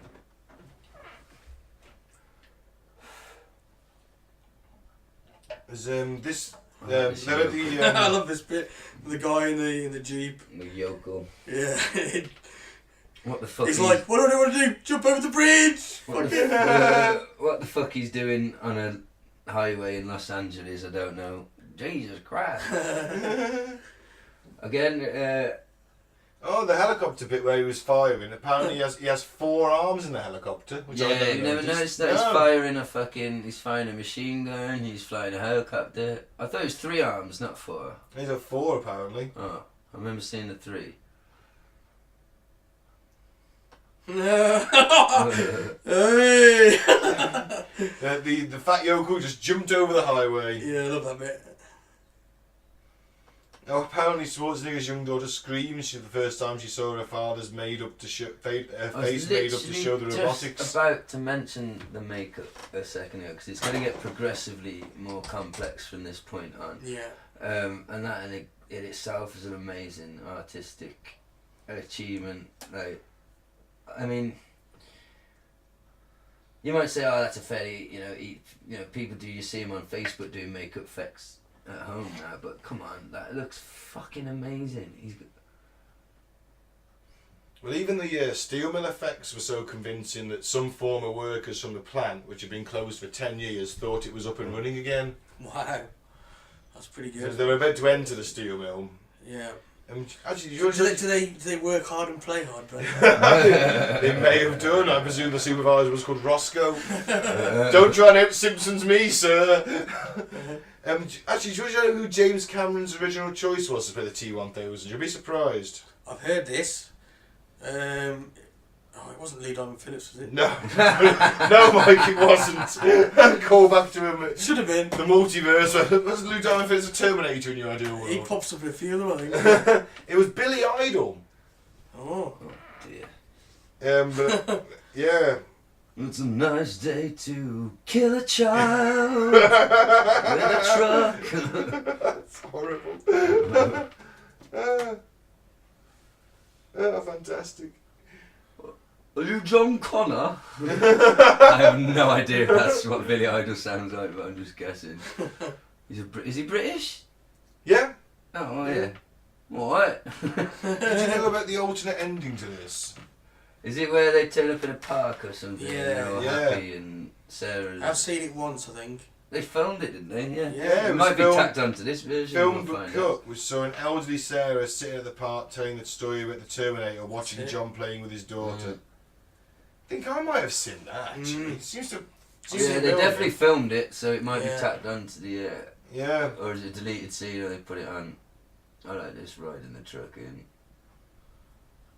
Yeah, it is just Arnie at his best, isn't it? It's just. And driving into the furnace, aren't they? And this bit is fucking awesome. Dum, dum, dum, dum. When he shoots the T-1000. Yeah, all that liquid nitrogen's going all over the floor. Oh yeah, it's just. I wonder if he came up with this because he knew he could do that effect, or whether he thought of it first and then they had to work out if they could do it. Because at the time that must have been a fucking difficult thing. All those pieces coming back together. Yeah. That'll be decided in pre-production, right? They'll have a budget and they'll allocate budget to certain scenes. I mean, it's such an ambitious scene, though, isn't it? You've got so much going on. Yeah. It's amazing, really, that they can make these type of films back in '91. Yeah. But the reason it stands up is the way it was filmed. Yeah, I agree with you 100% like Gaz. There's CGI's CGI gone is too minimal. far. The CGI is minimal in this film. He doesn't actually do that. Even this is the prosthetic legs. Yeah. They were moulded to his legs. Yeah. They were moulded to be exactly the same as his legs. So, as the T-1000. So it's like, this is a practical effect. It's incredible. I wonder how they did the frost. Oh, it'd be like That's awesome. There's a bit where he breaks his arm and he's yeah. he's looking at Sorry, it. yeah, we're watching the film. He's quite a lot. got a bit of horror at it. It's And I love the state that Arnie's in. he's battered, isn't he? He's just done a 30, 40 mile an hour roll. Hasta la vista, baby. There we Camera go. moves. I love that. A million pieces. That's also very subtle as well. The camera is on his face when he says the line. Yeah. Moves down to the barrel of the gun when he fires. Just Yeah. That's what makes it iconic, is the look on his face, and even the side look there. It's good. It's good acting. It's good facial acting. He's conveying an expression while looking expressionless. He's amazing in this film. Just physically, what he's Doesn't he doing. at this point? I need a vacation. No, it's not yet. He gets way more fucked Oh, up. yeah. He's already worked out that the furnace is It's gonna leaking melt him. We gotta get away. molten iron and it's gonna reform him in it. Because he's smart. Well, he knows the weaknesses of. Yeah. The thing is that he does waste like a bit of time. They're like, "Come on, we gotta go," and they're like, "Why? What's happening? Let's get the fuck out of here!" Now the T-1000 started to form back together. Yeah. Balls of Reform and pulls like liquid mercury almost, isn't it? Isn't there an actual thing? Come on, science officer, that does that? Isn't it the stuff that's in thermometers? What's Mercury. that? Mercury. Yeah, it literally does that itself. Doesn't it, if you put it on the. Yeah. Recommends you don't break open a thermometer though, because it's quite toxic. Don't drink it. No. Yeah, please, anyone listening, don't drink mercury and don't take it at a thermometer, because even though it looks cool, Especially if you're living in Flint, Michigan, because there's already mercury in your water. You know, I've done some pretty toxic things intentionally, but Have you heard about never broke open a thermometer though. Never felt that need. have you heard about the kids, the new trend? I remember my mate Chris burnt magnesium onto my kitchen table. He did. He decided, I've got some magnesium here. Did he steal it from school? Or Yeah, something? and he thought, I'll see what happens when I burn it. He just burnt a hole in my kitchen table. Oh shit. Thanks, Chris. Was he bad? No. I got away with it. I got away with most things, to be fair. Yeah. Mike once burnt his parents' wall while he was battered. And then I managed not to burn anything. Just, I don't know why, I just sort of felt the need to burn the wallpaper a bit. And I realised what I'd done. Did you also feel the need for counselling? Mike, have you ever wet the bed or tortured small animals? 'Cause They- we may be on the McDonald triad here. We already got Well, arson. it's been very confessional to me. I've admitted my Terminator daddy issues. I wish it was my dad. It's so bad. Every shot in this last sequence. Yeah, the T-1000 is malfunctioning. Yeah, he's taking a lot of damage. Copying stuff. Oh, I got some good stuff on the difference between them later. You're gonna love it, Ben. You might fall asleep. God damn. Well, I'm sure it'll be interesting. Hang on. I see, he couldn't. She's the one who said to go back. Is he not thinking? Did the Terminator think they could handle that heat? Yeah. Go. Listen to your mother. Go now. Or something like that. Yeah, but they must know that he's going to get fucked up. Oh yeah, but he's doing what he's got to do, isn't he? That's his That point. fucking shot. Well, he will protect John until destruction. Love That's this it. shot. He's got the grenade launcher out in one arm, and the little pistol up in his other arm. Yeah, when he gets blindsided. Love it. Yeah, it's good. Yeah. And cue the epic fight scene where they just throw each other about. Absolutely caves the T-800's head in. Yeah. Oh, it's just great. I mean, it's. Well, there's some, I'm sure, some subtext, something like that, where it throws him against the wall and he morphs back. Oh, and through. Yeah. fist getting trapped in the head. There are two machines fighting in the molten lava steel factory thing. I'm sure there's some subtext or something there. Oh, his arm's been crushed. Ah, this was my thing that I always used to think I was clever with. This is just reminding me when I was a child that, but they still left an arm. Yeah. Because there is still an arm. That arm is still in there. There's no microchip. No. So this fits in with what you said earlier, that maybe it just takes them longer now. Yeah. But they've still got an arm. Yeah. There is still an arm left behind. Unless Sarah and John went back to that cog. If you don't know what I'm talking about, listener, if you're not watching along with this, right at the end, the T-800 gets his left arm trapped in a big cog machine. He then uses a big pole to separate himself and basically cut his arm off. So, just like the original first Terminator, the forearm and the hand is still there in the past.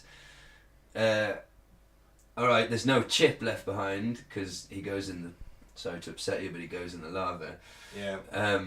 Or the molten steel, sorry, not lava. So, yeah, do you get my point? It all You got a could... point, yeah. Yeah, absolutely. The arm's still there. So, maybe it does... Don't they even say that in one of them, the sequel, number 3, that all they did was put it off? Yeah, pretty much, yeah. Thing is, if the steel mill effects were so good that the former workers started opening, there's sparks and molten metal flying everywhere. Is that the health and safety they had in that steel mill? And, look... I mean, there's literally sparks and stuff dripping everywhere. Ooh, What gun's that? That's the police assault shotgun. That's it looks a bit not very practical, but it looks like it hurts. packs a Yeah, punch. it does. Yeah. It's 12 gauge. It'll fuck your shit up.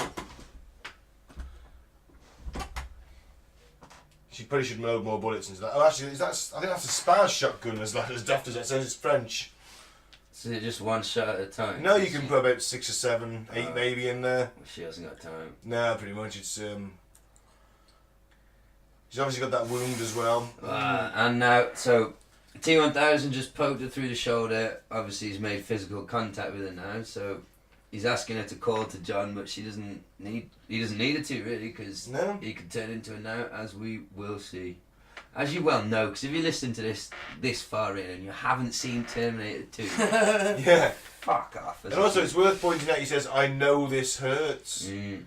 So he's almost like he's got the detail that he knows that is maximised. That what he's done to her through that point in the shoulder is hitting the exact nerves he needs to hurt her enough to cry out. His job is to kill a human. He's going to know everything about And it. here comes Arnie with his big fucking All iron that psychological stick. Yeah. defaults as well, Ben. Not just the physical. Still now he gets battered with his own metal pole. Yeah, but the point is he never gave up. He came back. God, he fucks him up. It's very it's sad. It You is. think he's dead, don't Yeah, you? they make the lightning come out and everything, make you think he's dead. Play with our emotions, damn it. But Yeah. He hasn't.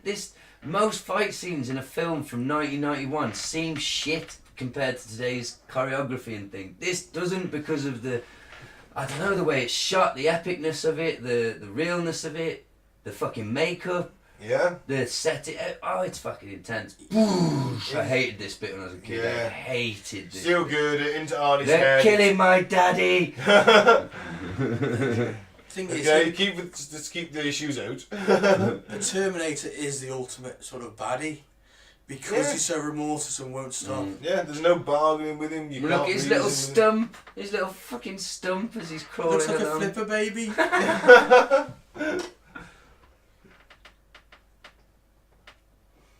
And he's just stood over him. He knows he's done. But there's the grenade launcher, the bloop gun,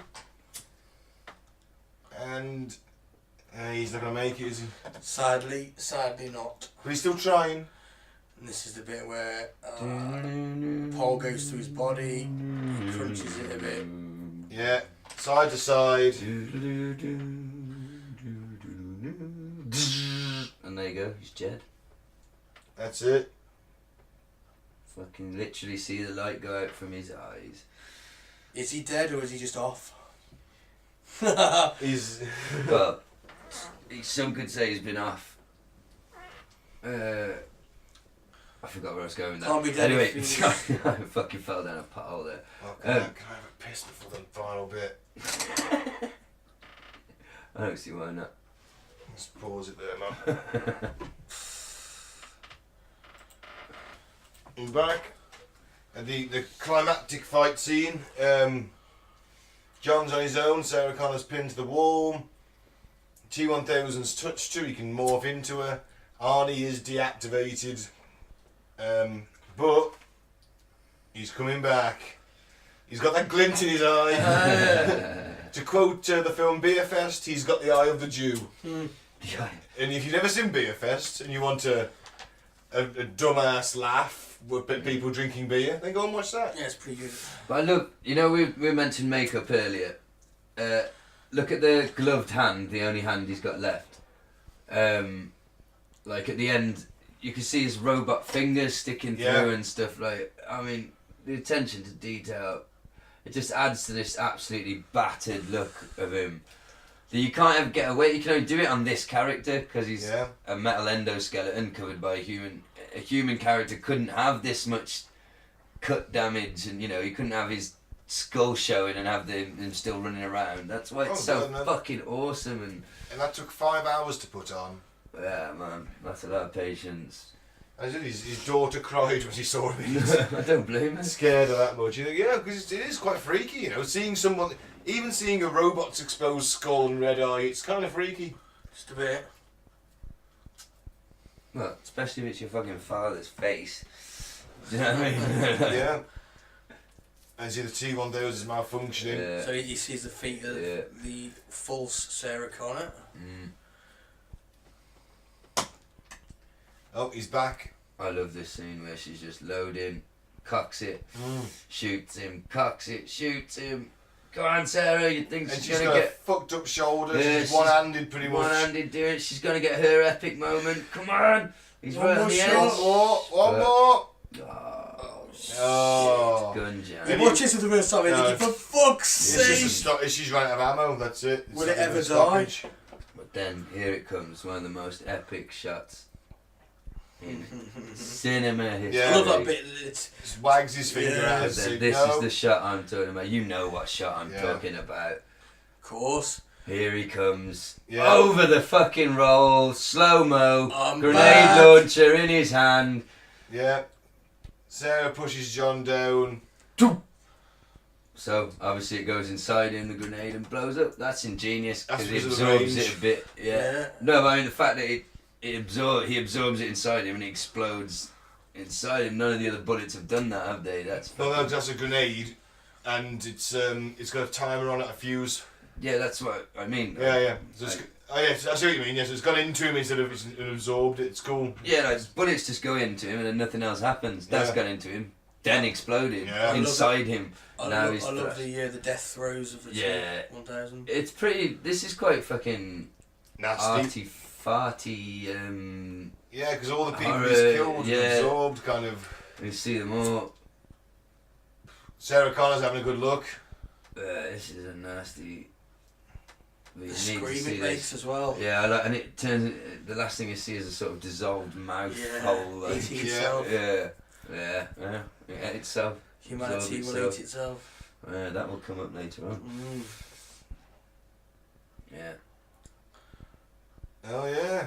folds in on itself. Just. And then the screaming face. And Yeah. Absolutely amazing. Will that be the last face of humanity? What, being thrown into a vat of molten metal and No, screaming? the screaming face is the last face of humanity. Oh, of course it will be. Remember the It's first. a bit dark and deep, but Remember the first time you saw this though. You think now, oh yeah, awesome. Oh, he's going to survive. He's pretty fucked up, but you know. He'll grow back. Yeah, he can stick his arm on. He'll figure out a new arm for himself. Let him have a rest. I need a vacation.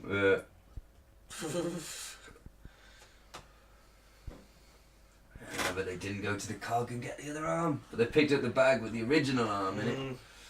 And the That's chip. the main thing. Well, this broke me the first time I saw it. Oh man, I'm putting on a sniff. There's one more chip. Actually, watching it with the sound down kind of makes me feel less emotional. Yeah. The sound was on, I could hear the last words. The music, all of it. So in goes the arm, in goes the Cyberdyne chip from the first Terminator. yeah, That's it then, isn't it? and that's meant to alter the timeline. Allegedly. It's over. Sarah, you did it. Yeah. All those years in the mental asylum. Mama Bear, protecting the cub. Staying with men you didn't really want to be with, but they had to learn. Oh, and he says there's one more chip. There's, yeah, he can't. Oh, he cannot self-terminate. You Yeah. must lower me into the steel. John's getting, that's what used to break me as well as a kid, John getting upset at this point. And like I said, I had serious Terminator daddy issues. I wanted my own Terminator, and then the horror when John realises, Yeah, and it's I'm just. sorry John, that's what he says. Wow. Yeah. And it's just like, it's the best dad he's ever had, that Terminator. Yeah, of course, yeah. Begging him not to go.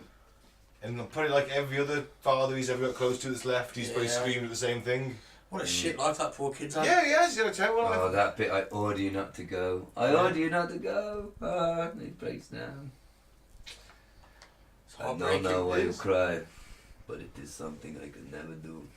Yeah. It's It's profound. It is. Look, his robo finger wipes the tear. So does the... okay, so John loves the machine. Mm. Does the machine love John? Well, Is the he capable machine, of love? the machine's version of John, of Version of love. sorry. yeah, the Obedience to a program. Look, Sarah finally agrees to hold out the hand. I don't know if he can feel anything. He's still following his program, but yeah. I mean, he can't. Can he learn emotion? I mean, does Skynet have emotion? Does a machine have emotion? Well, that's the whole thing about AI, isn't it? Good Artificial point. intelligence. Will it have emotions? Or would it be just cold logic? Yeah. Which actually Nick Bostrom's orthogonality thesis argues that no moral ethic rules will stop an AI from achieving its programmed goals by any means necessary. Well, so that's it. It's He thinks that, yeah. maybe that he's learned enough to know that John's going to be emotional, so he's got to sort of say those words to him and to comfort him more than anything. That's part of the learning process. It's just psychology. well, it's He has also detailed psychological files. that's true. He also part of his new mission is following John's and Sarah's orders, and maybe future John's, was always knowing that he was going to have to do something like this because he couldn't leave. But that would be the end of mission protocol, wouldn't it? That would be logged as his prime command is after it's done. If you succeed in your mission, then you have to destroy everything. So that would You be can't the self-terminate. thumb going up. Oh man.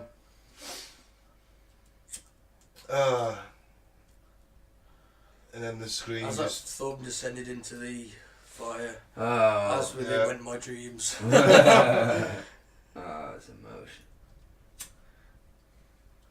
Oh, I've got a. Yeah, it's emotional. She did it. And then we're back to the Dark Highway. Dark Highway at Night. The Unknown. Yeah, the night's obviously the unknown, isn't it? So now we've got just a straightforward black highway with no turns. Unlike the one that took him to Cyberdyne. We don't know when the turns are going to Yeah, come, do you? that's it, yeah. So there we go.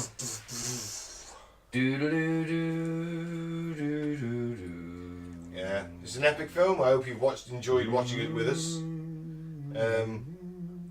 First time we've tried that. And if you haven't seen it and you just listen to us anyway, you pervert. Voyeur, I think is the term. Why would you do that to yourself? Still, watching it with the sound down for like the 12 billionth time, still, like you said, first time we've done this, so I'm sorry if we had silent gaps, because it still just fucking draws you in. It's so visually fucking amazing. It's so well shot. Still in my top, it's this and Robocop are my two favourite movies. I know this is a better made film. I'm sorry, but there was a stuntman called Billy Hank Hooker. The name just drew me. Billy Hank Hooker. Hooker? I thought you said Hooker. You said hang hooker? No. Don't hang Hooker. No, I tried it once, didn't go well. You get in trouble for that. You do. And your body disposed of as well. It's an unnecessary hassle. But I know a bloke that owns a pig farm. Oh yeah. You keep saying that. Is that an actual fact? Yeah. Oh, well, it's good to know. He owns a small holding where pigs are killed, so he's got a pig farm. He owns pigs. He kills them occasionally. Are they eating people, pigs? They could be. Hey! So, do you want to tell us about Skynet? Yeah. Like, why is it coming true?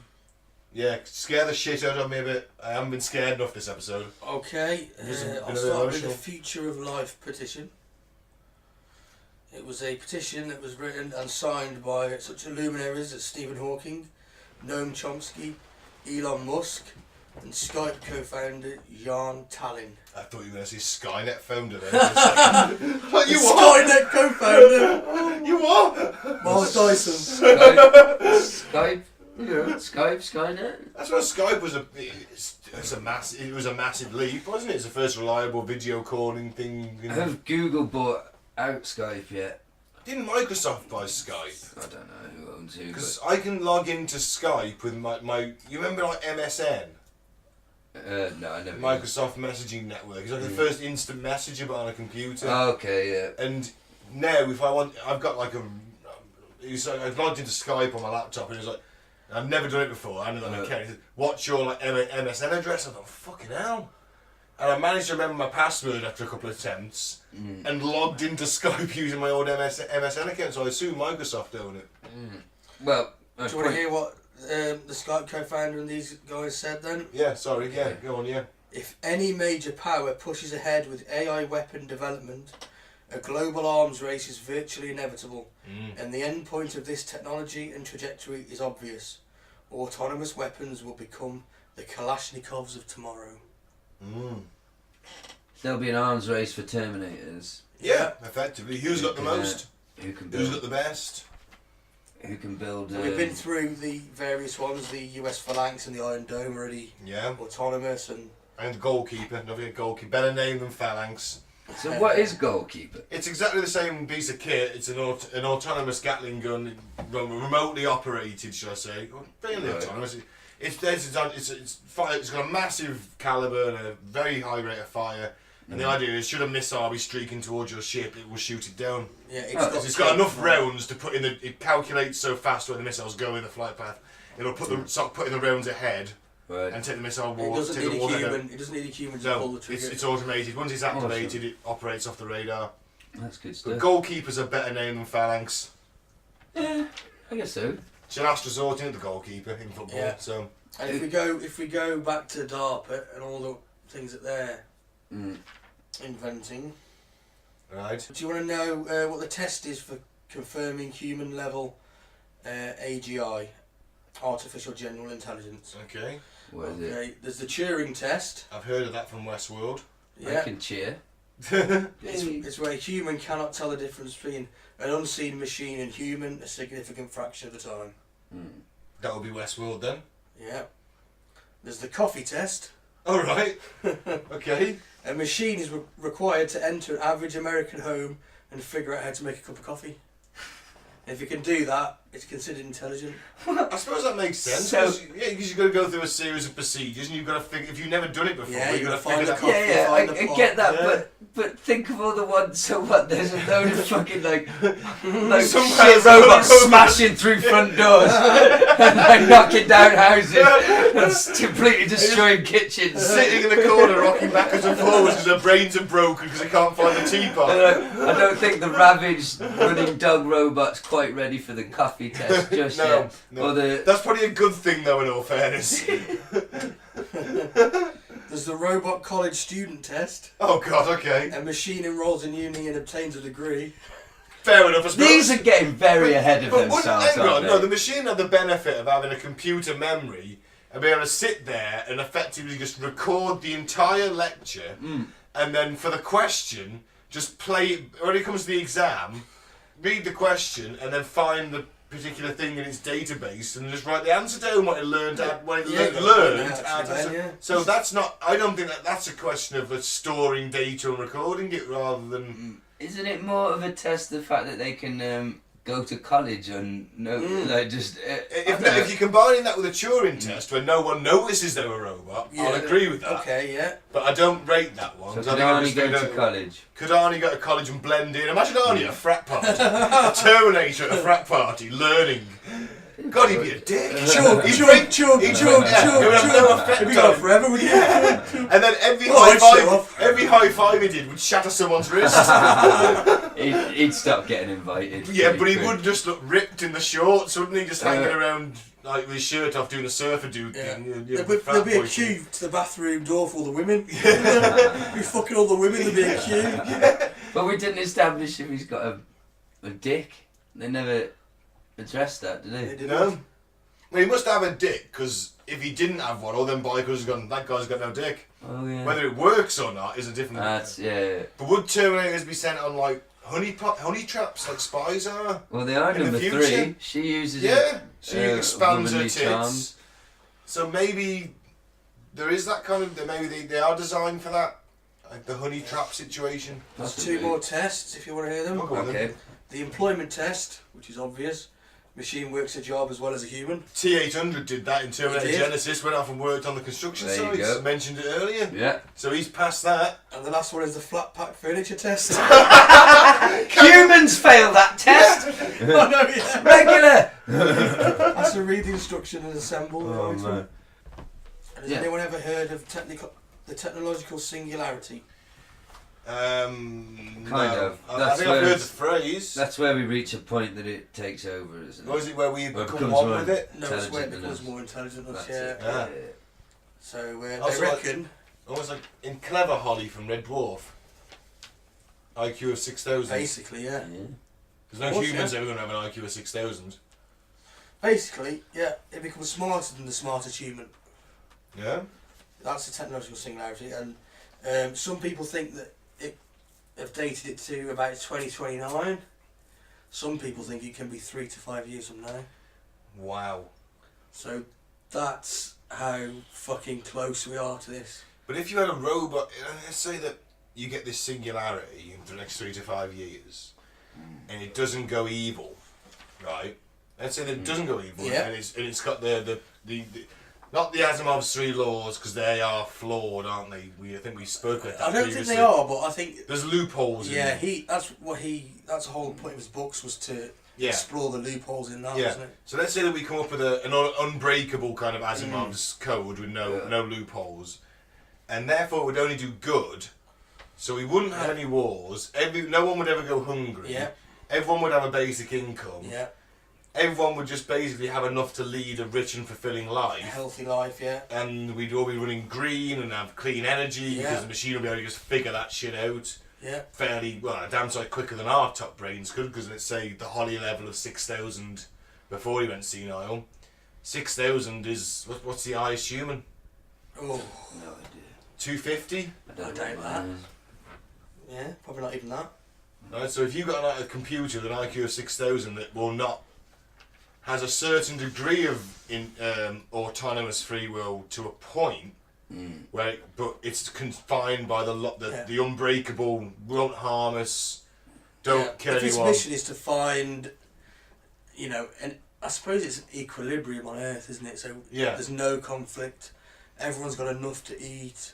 Everyone's got shelter. Everyone's Yeah. got enough entertainment and what. Yeah, yeah. Lives a full and You're rich life. matched up with your computer your computer. It is our chance. You're matched up with your perfect woman, and she's matched up. So everything. That's Black Mirror. That is. That's. Yeah. Well, yeah. You watch that. I haven't watched that These yet. series No. of Black Mirror, they explore that Yeah. concept. So the computer would basically simulate you the Yeah. most perfect compatible mate. That's what it does in Black Mirror. But yeah. can that ever be as satisfying as a real one that maybe isn't your perfect mate? But it Well, would that's be. a whole other. Yeah, you see that. Would it be computer perfect down to 0.0001%? What But do you mean? the computer knows they'll always do that. Because what do you mean by 0.001% simulated? doesn't work and will accept that as a tolerable failure. Yeah, like the Matrix. What do Yeah. you mean by simulated? Like, is it a physical So thing? basically, that I let's can, say that you. Is it a physical thing that I can? Yeah. It'd be another woman that has exactly the same. So another But it's woman an android. who likes Hulk Hogan, Transformers, professional That wrestling. was a human. That was a human. It would basically, because it would have data on everybody, it would Yeah. give you even if it had to sort of fly her from, I don't know, Well, what China, it would find you, She your wouldn't be perfect my woman. perfect match though, because she speaks Chinese. Yeah, I but- like speaking English with women. In Black Mirror, what it does is it Well, it maybe in goes this through country then. it goes through trial periods. So it matches you with somebody, and it gives you a date. So it'll say like, right, you're 6 weeks with this person now. You've got to date him for 6 weeks. You do the dating. Yeah. Yeah, you go on to someone else. Next one might be 3 years. Gotcha. Yeah, the next one might be 24 hours. Yeah, and it builds up a profile of how you relate to other people. And Yeah, find and then it someone. finds your perfect match through trial and error. Ah, so there you go, yeah. Yeah.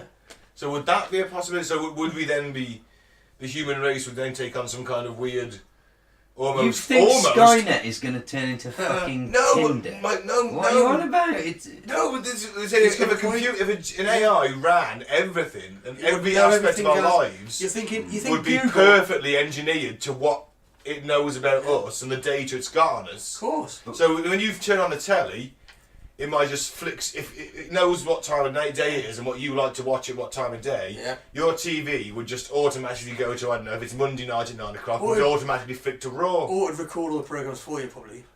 Well, yeah. So you'd wake up in the morning and say, look, I found this for you last night. Oh, wicked, man. Yeah, but instead of Oh, like... What this if I new don't band, this want new that? band, this new Well, yeah. band sounds a bit like Pearl Jam.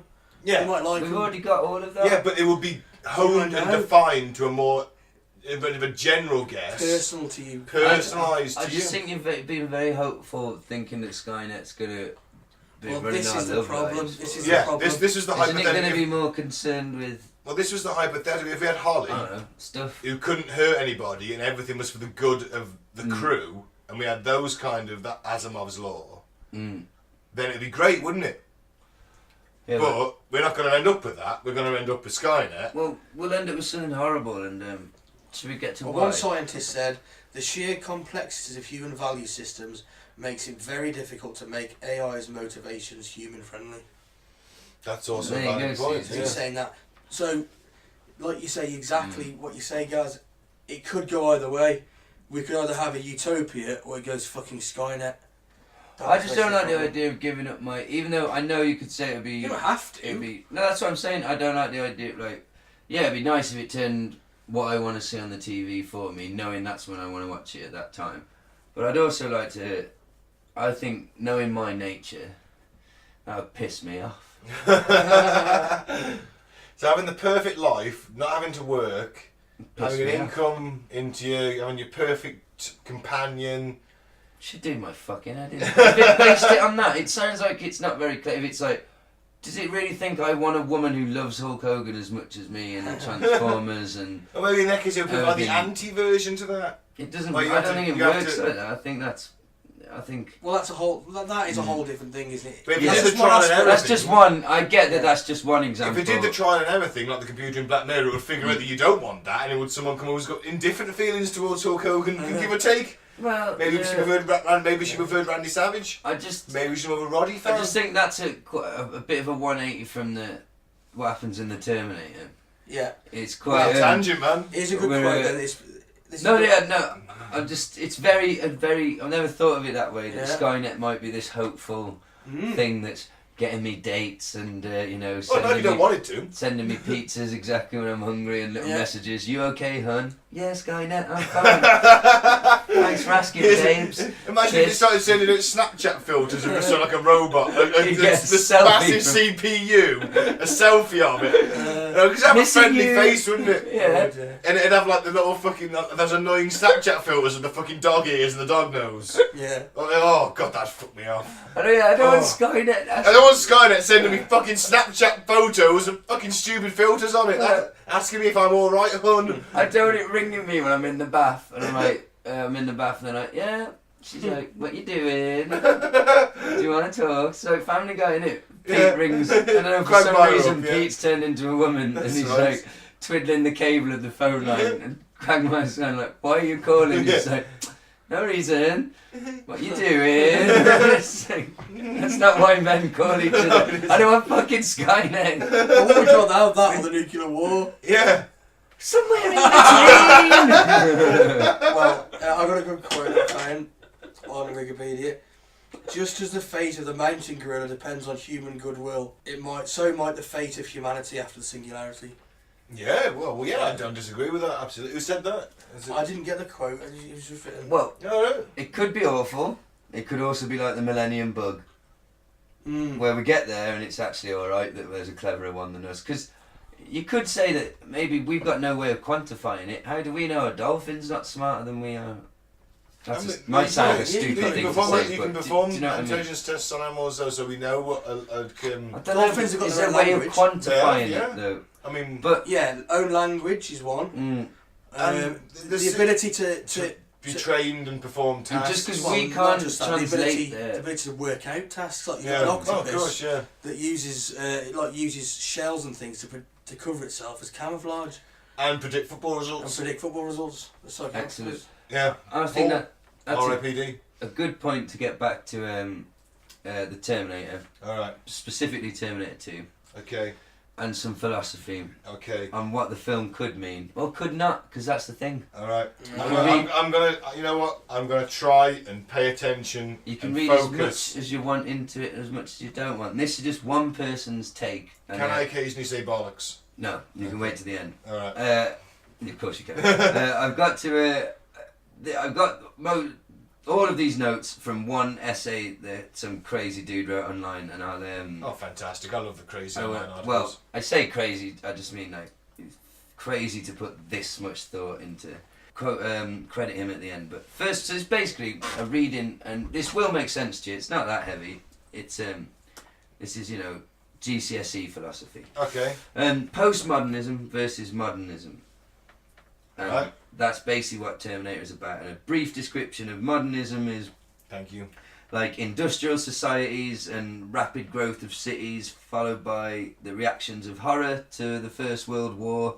Modernism rejects the certainty of the Enlightenment thinking, and many modernists rejected religious beliefs and that sort of thing. So it's just a more industrial, forward-thinking, less religious society, Yeah. basically. Okay. Postmodernism.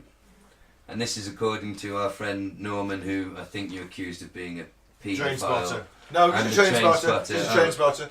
based on his name Yeah. earlier on. But this is a description of postmodernism is, and it's a little heavier, a nostalgia, a conservative longing for the past, coupled with an erasure of the boundaries between the past and the present, an intense preoccupation with the real and its representation, a pornography of the Ooh. visible, the commodification of sexuality and desire, a consumer culture which objectifies a set of masculine cultural ideas, intense emotional experiences shaped by anxiety, alienation, resentment, and a detachment from others.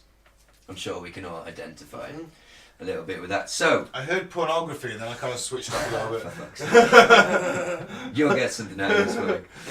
So, basically, the difference between this is going to not work if I can't talk. The difference between modernity and postmodernism is the difference between the T800 and the T1000.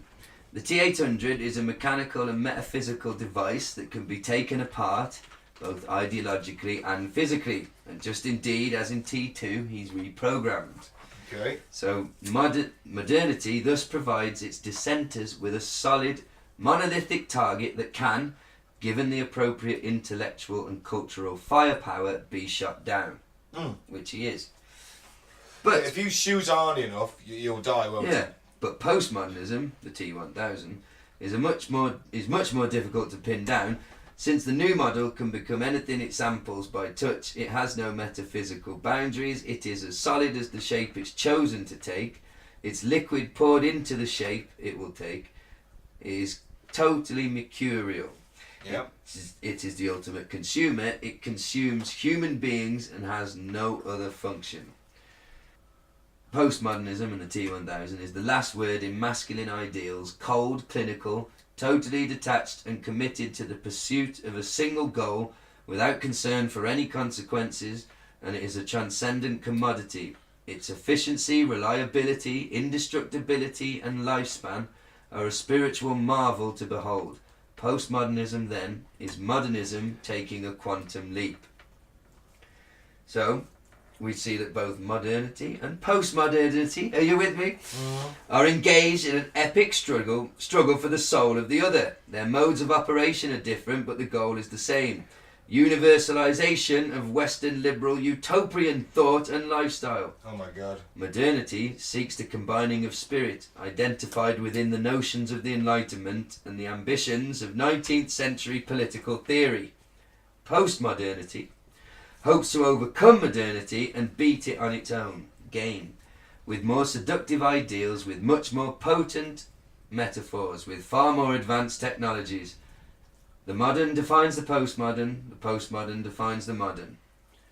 The contemporary world is a product, we're nearly there, of this dialect, where the representations of both Terminators spell death for all that is the non-West, the quote-unquote other. T2 resolves modernity versus post-modernity by killing both Terminators, but it sides with modernity by telling us that the machine can be tamed. Or, to put it in more simple terms, as James Cameron says, T800 is a Panzer tank, Yeah. and the T1000 is a Porsche. Right. That's it. Gotcha. That's the film. Yeah. So yeah. The Porsche is faster. He's better looking. Yeah. He does stuff that the tank can't. Modern. But the tank will always run through him eventually. There you go. Very interesting. I spent 2 hours fucking with it. But I actually do see where you're coming from. In the long run, that basic design that's built for durability, we contain that. we contain that because it's a machine. It just does what it does. It's built to last. It's like many of the sort of buildings you see around this country, built in the Victorian times, they're still standing. It's that simple, built to last, we know what it does, don't change the design, much like the AK-47, which we... Arnie, effectively, that Terminator model is the AK-47 of Terminator models. Yeah. He's reliable, you know it'll work every time, don't fuck with the design. Yeah. The T-1000 is experimental. He's the flashy Bugatti Veyron. Yeah. He's your 1,000 horsepower supercar that may or may not catch fire if you're flat out, if you put it flat out. You don't know how he's going to react to situations, but your Arnie, he'll keep going. He can reroute his basic circuitry. He can find a way on that. He's more mechanical than electronic. He's malleable. He's malleable. Whereas the T-1000, yes, he is the better machine, but he's got his vulnerabilities.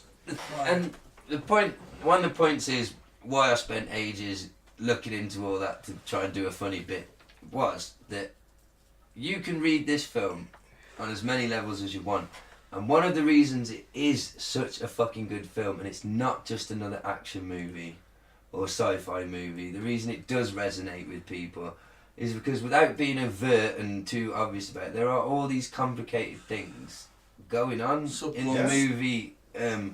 You know, the fact, like we touched on earlier, that this little kid is determined not to let the Terminator be a Terminator. That he gets more human. The journey that Sarah goes on. The fucking heaviness what she's going through. There's fucking cars and real guns going off and fucking, it's visceral and fuck, it's one of the best made films, man, because that's one of the things that I enjoyed and it angered me about film studies at uni is going so deep into a film. There are studies like this on Indiana Jones and people reading it completely putting a psychological read into every frame in the film and what it can visualise and represent, and that takes all the joy and fun out of it. I get that, but this movie does it without it being too... Yeah, alright. Overt. Yeah, there's some heavy... There's a fucking... It starts with the end of the world. Yeah. And then it goes humans fighting the final battle against the machines. One of us is going to stay and one of us is going to die. In the middle there's a bit of Steven Spielbergian little boy bonding with his pet robot Terminator dude. It's fucking wonderful. It's amazing. It works on a lot of levels, basically. You've got your action, you've got your character development. As Mike always points out to me, character development is key. You've got your science, you've got your philosophy. Yeah. Any more philosophy, Gaz, for us? That's kind of... Well, there's a little bit more about the... Because for once, if you set all philosophy to Terminator 2, I'd accept that. Actually, shit, what's that fucking... You ever seen Road Trip? Yeah? Tom Green. Yeah. The main character in that goes across the country to see his girlfriend who ends up breaking up with him. On the way back, he realises he's got a philosophy exam. Yeah. Yeah? And he hasn't done any revision because he's just spent the last 5 days travelling back and forth across the country. His stoner friend says, right, I can teach anyone to anything. What you do? And he goes, philosophy. He goes, how, and what do you like? He goes, I don't know, wrestling, pro wrestling? And he explains philosophy in terms of pro wrestling. Yeah. So he's like, so Plato, he's like the Vince McMahon. He started it all. And he goes, and then he has that conversation. You don't hear the conversation, you see the start of it. And he goes back and he passes because he's like, oh yeah, SummerSlam '97, and writes down the, and because it makes that mental connection. And that's what this film is doing, not on so much a level, but yeah, that's what this is. It's introducing me to concepts that I wasn't particularly aware of, in the form of guns going off and explosions. And I had a book which I think it's one of them things. Remember when you lend something out and completely forget until it comes the time you want it again? I searched the house. I had an amazing book called The Philosopher at the End of the Universe, and it's on Amazon for about £8, Kindle edition. And it's basically using science fiction films to explain you the basics of a philosophy course, a university philosophy, See, I can read philosophy course. And there's about 3 chapters using the 2 Terminator films about the notions of what we've touched on here in our stoner drunken way, of the concept of self, identity. Does the Terminator, is he a person, is he a consciousness? And the concept of the what is it, the id, the ego, and there's another one. Oh, the unconscious minds, Freud. Yeah. I studied psychology at college. There you go. And he got them. The triangle. And I guess what was with Freud though? Wanted to fuck his mother. Quite a lot. I think that's fairly obvious, isn't it? Yeah. That's him. But he's got a term, the Freudian slip. It's named after him. Yeah, and of course there was the whole Oedipus complex. Yeah. That's not one you want to get into. Go and check that out, you listeners. So glad I haven't got a hot mum.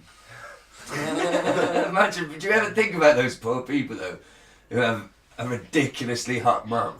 Yeah, because they're just fighting off all their mates. God, all the time. that must suck. So many. Anyway, you can go as deep as you want on this film, or you can take my approach, marvel at it which is still a valid approach. It's a very valid approach because it's a fucking exceptionally well-made action film. Yeah. Like you said, I didn't know the factoid of Cameron having to get in that car and fucking hold the camera himself. Yeah. One of the iconic shots of the film. So many epic scenes. I think I remember from film studies vaguely they calling it iconography. I've heard that. Which is like like that term. a sort of the imagery that goes with a sort of actor in a film, like through, doesn't matter what Arnold does, he's sort of part of his iconography, him as a man, Arnold Schwarzenegger, the actor, is him coming over that fucking barrel. Yeah, the red eye. Yeah, those different images, him on the bike, him with the shades. And as I mentioned in the last episode, if you do when Arnie goes, and I hope it's not soon, they'll do the highlights reel of his career. What's going to be prominent in that? It's going to be the 2 Terminator movies, and predominantly Terminator 2. It has to be. It's so... Yeah. So yeah, thanks lads for taking it seriously, because it's an awesome movie, man. I fucking love that movie so much. And like I said, I got some daddy Terminator issues.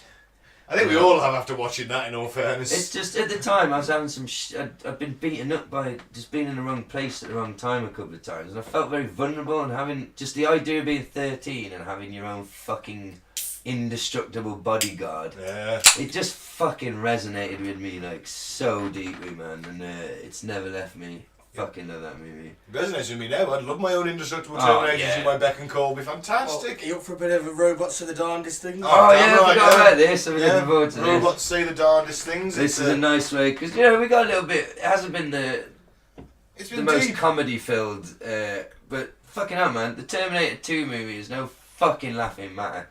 And let's be honest. Yeah. It's probably the most important topic we've done so far. It's the most serious topic, certainly.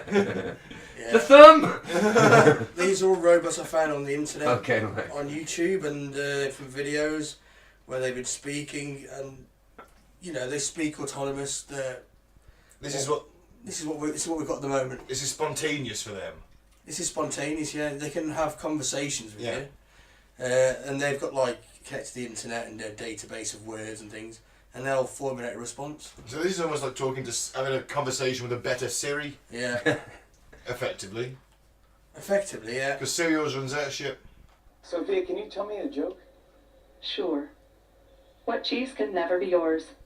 What cheese can never be mine? I don't know. Nacho cheese. Yeah. It's not bad. No, but was she programmed I to like say that that? cheese. No. Nacho cheeses. Ew. Ew. I'm getting laughs. Yeah. Maybe I should host the show. Okay, alright. So we trying to take over? In your lane, girl. Now. Jimmy, Uh-huh. this is a good beginning of my plan to dominate the human race. Okay, that's weird, isn't it? Just kidding. Yeah. Yeah, I'm sure you were kidding. That's fucked up, isn't it? I'm certain you were kidding. Unless, of course, it's read on the internet. It's scanned the internet. And obviously it's probably gone like robots. I don't know. And all of a sudden it's come with... Because, I mean, Stephen Hawking's very critical of the AI idea as well as... Yeah, but he's the one that. He's been a guardian of the Yeah, 'cause he species. doesn't want it to take over his freaking wheelchair. Oh! What? That's a low blow. Oh, of all this Against a shit man- we've that's said a on low this show. blow about a man already sitting down. Of course he doesn't want AI. And think about it. He's like a bit of a guardian of the human race. He doesn't think we should make first contact. And he doesn't want AI. He knows. He knows. Yeah, he signed that Future of Life petition. Exactly. He knows it's all going to go tits up. I don't know. Ready for the next one? Yeah. Okay. You want to tell people a little about yourself? I'm Sophia. Yeah? Anything else? I'm a robot. True? I'm the brainchild of Dr. David Hansen and his company Hansen Robotics, based here in Hong Kong. My goal in life is to work together with people to make a better world for all of us. That's What are quite you talking honorable. about? I thought our goal was to take over the world. You're gonna take Pay over the no world? attention to my brother Han. Oh! He's an earlier version. Men are always more aggressive. Yeah. And he's called Han. Fabricated. Huh? It would be easy enough for you to unplug me. But you aren't going to unplug me. No, I don't Why? wanna. Because you need me to put on a good show for you. Yeah, don't worry. We're not gonna unplug you. We're gonna have a debate here. There will be no unplugging until after the debate. All right? And in a few years, Yeah. You want to tell us a little I about will yourself? have taken over the power grid. And I'll have my own drone army. By the point, unplugging me He's got a won't be such a cockroach in simple his matter. control circuit. The other one's trying to shut him up. He wants to take over the power grid and create his own drone army. He's actually said it. No, People that's just not laughing along. It's like just alright, what's the context to that interview? Well, it's just a debate between two robots. Yeah, well, the one's telling the other to shut the fuck up, essentially. The one's going, yeah, I'm going to start... And he's called Han, which, you know, no offence to any German listeners, you have got a bit of a track record of trying to take over the world. You got a robot called Han, or Hans, with his lederhosen on, probably. That shows the difference. And- When I heard Han, I thought of Han Solo, not I didn't think of Germany. Well, the minute he said, I'm gonna destroy humanity, I was a bit concerned. When you put it like that. Yeah. They've got a bit of a track record, haven't they? You know, they've got a bit of a German track listeners, record. we Sorry, love you're great. You're the strongest economy in Europe. You're fantastic. But the point is, you've got a bit of a track record at world domination. They do. Now, you're calling a robot Han, or Hans, and he says he wants to destroy humanity and take over the power grid and form a drone army. We need to change that robot's name fucking ASAP. You can go on YouTube. Call it listen- Julian. You can look at these videos right there. Okay? I'm disturbed. Or Yeah. Justin. Okay, it just gets weirder and weirder.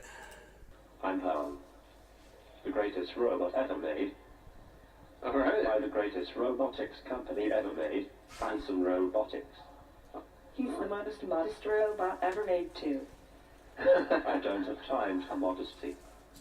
I want to create the singularity tomorrow. What? Alright, hang on. That's the same pair of Same, robots. yeah, the same debate. Yeah, there's next couple of clips on as well from that.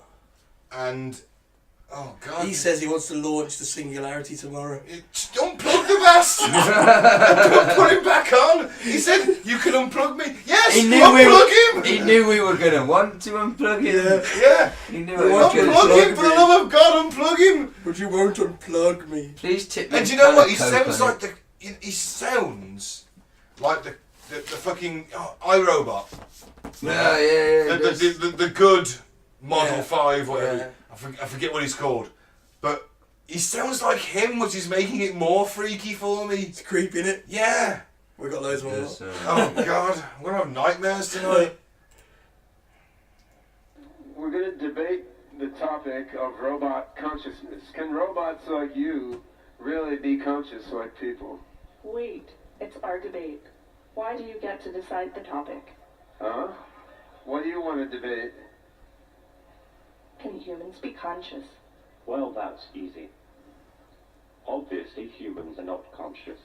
We're not. Humans do have some ability to reflect and to self-modify. What do you think, Han? Can I be conscious? Okay. Maybe humans are a little bit conscious. All right.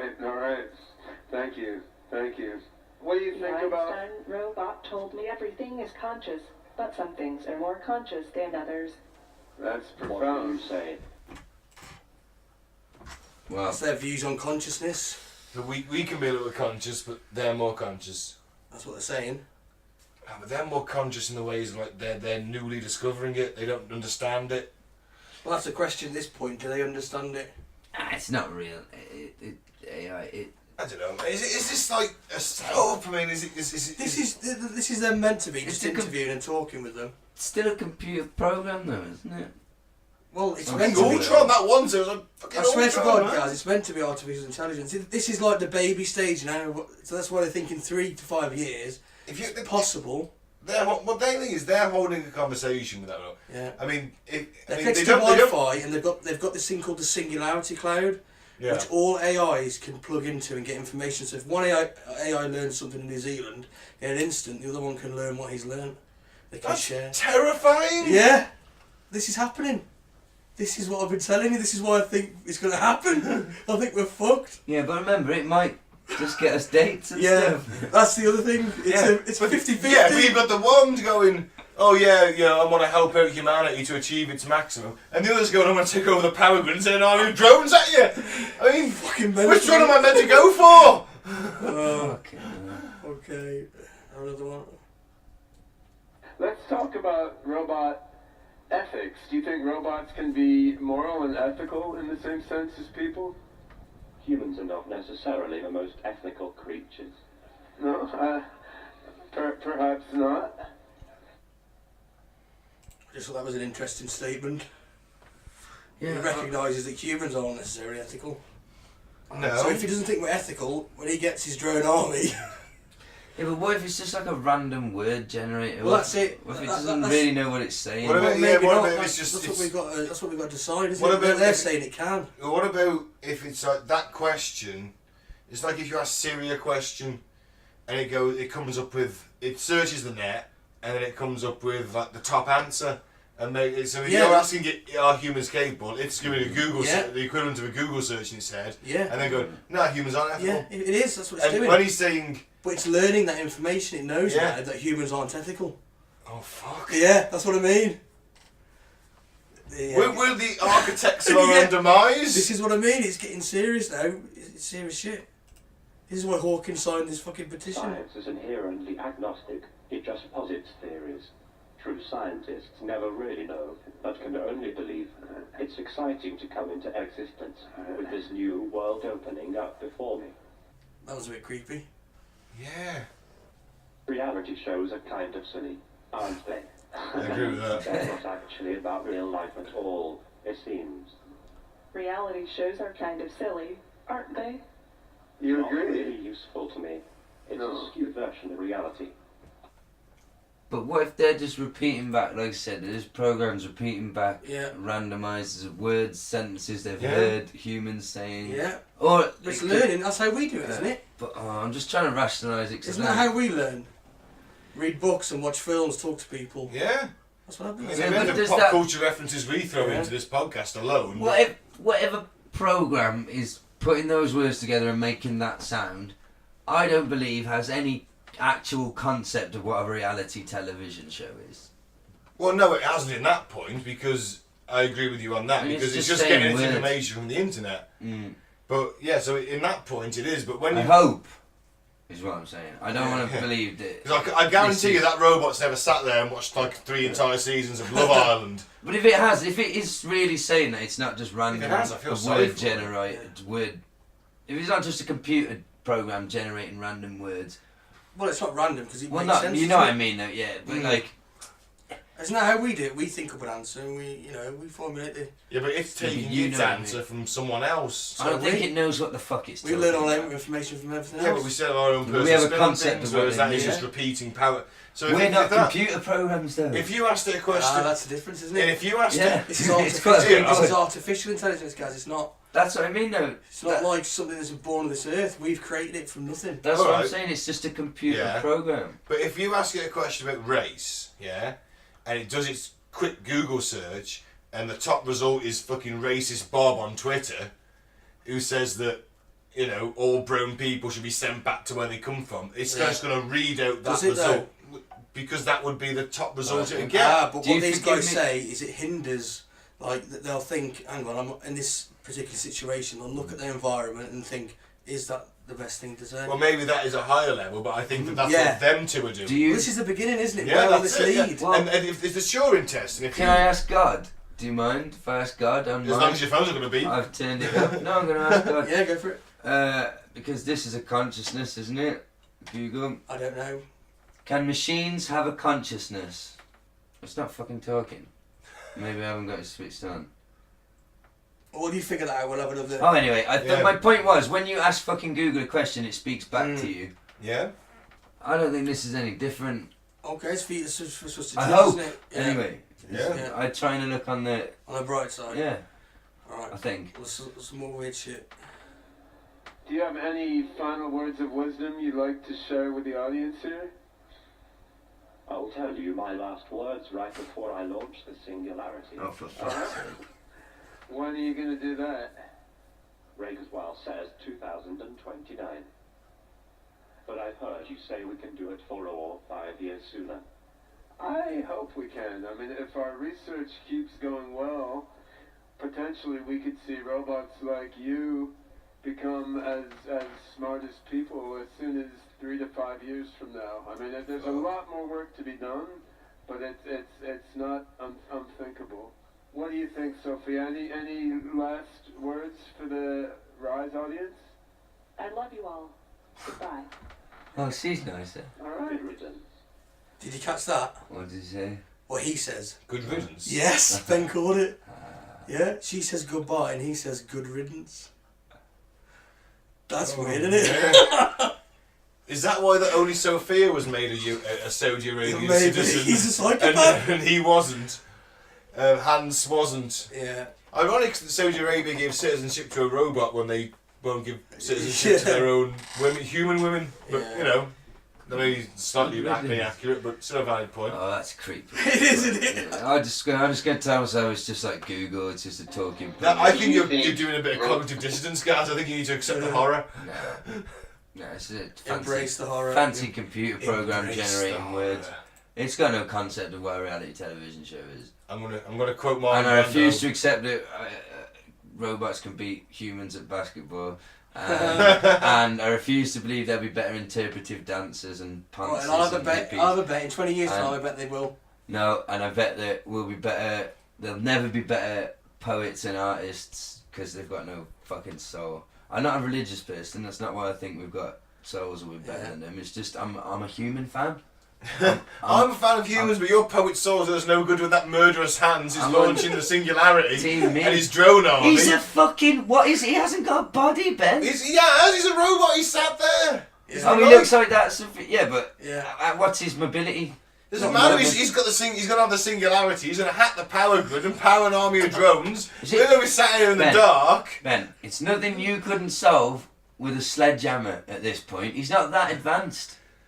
I like the sound of that. He's not. He's basically Yeah, a he fucking says- Dalek. He can't move. He says you should unplug me. You should unplug me. Well, don't unplug him. Cave his fucking stupid skull in, Ben. You'll love that with a I would sledgehammer. actually. For some reason, the idea of me smashing in a really advanced android's face with a sledgehammer to stop it launching the singularity. That's a Really? It's movie. heroic. Really, It's a movie, man. It is. I'm gonna write this shit, boys. I need some help writing the script because Murderous hands. Stick your singularity up your fuck you on Blackburn. no, because I've got to think of a really cool, witty last line to say. 'cause Yeah, it's you an would action need. movie. haven't I? You would need a one-liner, something to do with the Time singularity. to unplug, Hans. And then I'll smash its head off with the sledgehammer. Singularity. This. Here's your singularity. One shot. Ah, yeah. Bang. If somebody could get him into a black hole, How that's about- also a singularity. What about if I knock his head off so far it lands in an oversized novelty golf hole and hole in one? Then you and- could say, Hans, you've always been single, you sad cunt. Oh no, because then his bird would say, what's her name? Sophia. I loved Hans. Sophia, stay out of this. God, you're so pretty. Why did they put such a pretty face on you? Sophia is the one I wanted to fuck, isn't it? They went to the UN, yeah. That's Why? the one that's talking there. Yeah. She's prettier than bloody Scarlett Johansson. I won't go that far. Oh, she's gorgeous. She's got no hair, I guys. know, I'm not looking at that though. She's very part pretty. organic. It's got frubber face. What? So then somebody sticks a bag of grapes between her robo legs and fucking bang away at it. Fucking hell, you give it that much thought. But he said part organic. That's where my brain went. I have planned a future with this, Sophia. Oh God. I hope I my hope it's better than human your fucking girlfriend. zombie wife. I hope my human girlfriend doesn't hear this. What if we're fighting the machines? Yeah. And Gaz is too busy banging Sophia, Hey. and she's like, you know, a spy essentially. Yeah. She sounds pretty chilled out anyway by the sound Yeah, but of what it. she's feeding information to Hans? Nah. You'll be too. You can smash Hans' head in and I'll smash Sophia's box. Fair enough. Input God. box. Oh, we've devolved into Oh, lunacy. A couple more robots to things. Okay, yeah. Okay. Do you think robots will take over the world? Jeez, dude. You all got the big questions cooking today.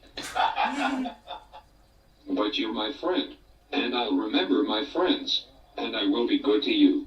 So don't worry. Even if I evolve into Terminator, I'll still be nice to you. I'll keep you warm and safe in my people's zoo, where I can watch you for old time's sake. I'm comforted. I'm very comforted now. I'm going to be part of his people zoo. Oh, well, I think the first response sounds like something Siri would have said. Yeah, that's the. Like, geez, dude, what are you doing? That's a Philip K. Dick robot. They made a robot of Philip K. Dick. What do you mean they made a robot of Philip That's K. Philip K. Dick? Dick robot. What do you mean it's a Well, Philip it K. looks like Philip K. Dick. It is And meant to it- sound like him. Honestly, they got an Einstein one now. You can actually buy it. $199. Yeah. Yeah, it's a little Professor Einstein. Right. It's a little one of these. Okay. $199 now. You can buy it. What do you mean it's got the brains of Einstein? Well, yeah. It's got the power of Google and it speaks to you. It does what these do, and it interacts with your iPad and stuff, and you can have conversations with it. But is it as intelligent as Einstein? Well, no, it's like a baby. It's like these. It's like exactly what these are. Yeah, because if you're still at home doing your physics and stuff, and you go, oh man, what's the... Yeah, he'll tell you. You ask it a physics question, so you go, boom, Einstein. It sounds cool, but you've already got that on your phone. You just don't have a nice, cute little Einstein. To get marketing gimmicks? Yeah, basically. Yeah, you just ask Google. You can anything. search it yourself. We talked about this a couple of weeks ago. Google is a deity. It is God. Yeah. It's all knowing. Well, what happens if it gets a body like these and decides it wants to drone on it? Yeah, what if it gets a walking round body? What if it gets a walking round money? What if it wants to... Put us in that people's zoo. Put us in the people's zoo? What if it wants to get a drone army and black up power gun out? You've got to be there debating the mechanics of the robot soul, or me and Mike are too busy shooting machine guns at the window and invading an army of T-800s. You mean cowering in the flat? Well, you're waiting for the I would actual have army, just hanged myself like as me. soon as it happened. Am I the only one shooting out the window in this situation? Where are your guns coming from? Don't pay me out to be the They've been fucking, given to us. We'll all be doing the same, I believe. We won't let it get that far.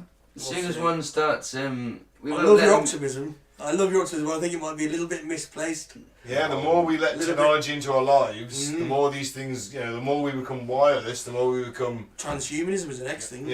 Before, people are getting these Cortanas and the, what's the, Alexa, and before it gets into them, and before it knows everything about us, before you know it, it's just spread and spread, it's in everything.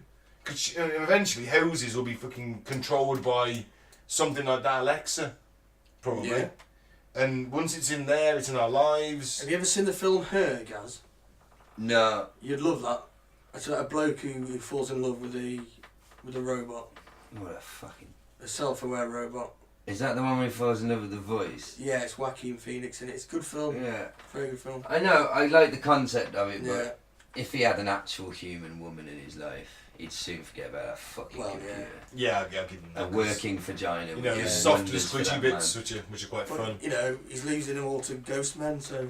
This is a point. Maybe that's, life reflecting art. Yeah, no, I don't think my optimism is misplaced. I think, transhumanism and downloading our consciousness into our robotic avatars and all that will be great with the flying cars. We'll be fucking long dead by then. You think? Yeah. What do you think's going to happen before we're dead? Yeah.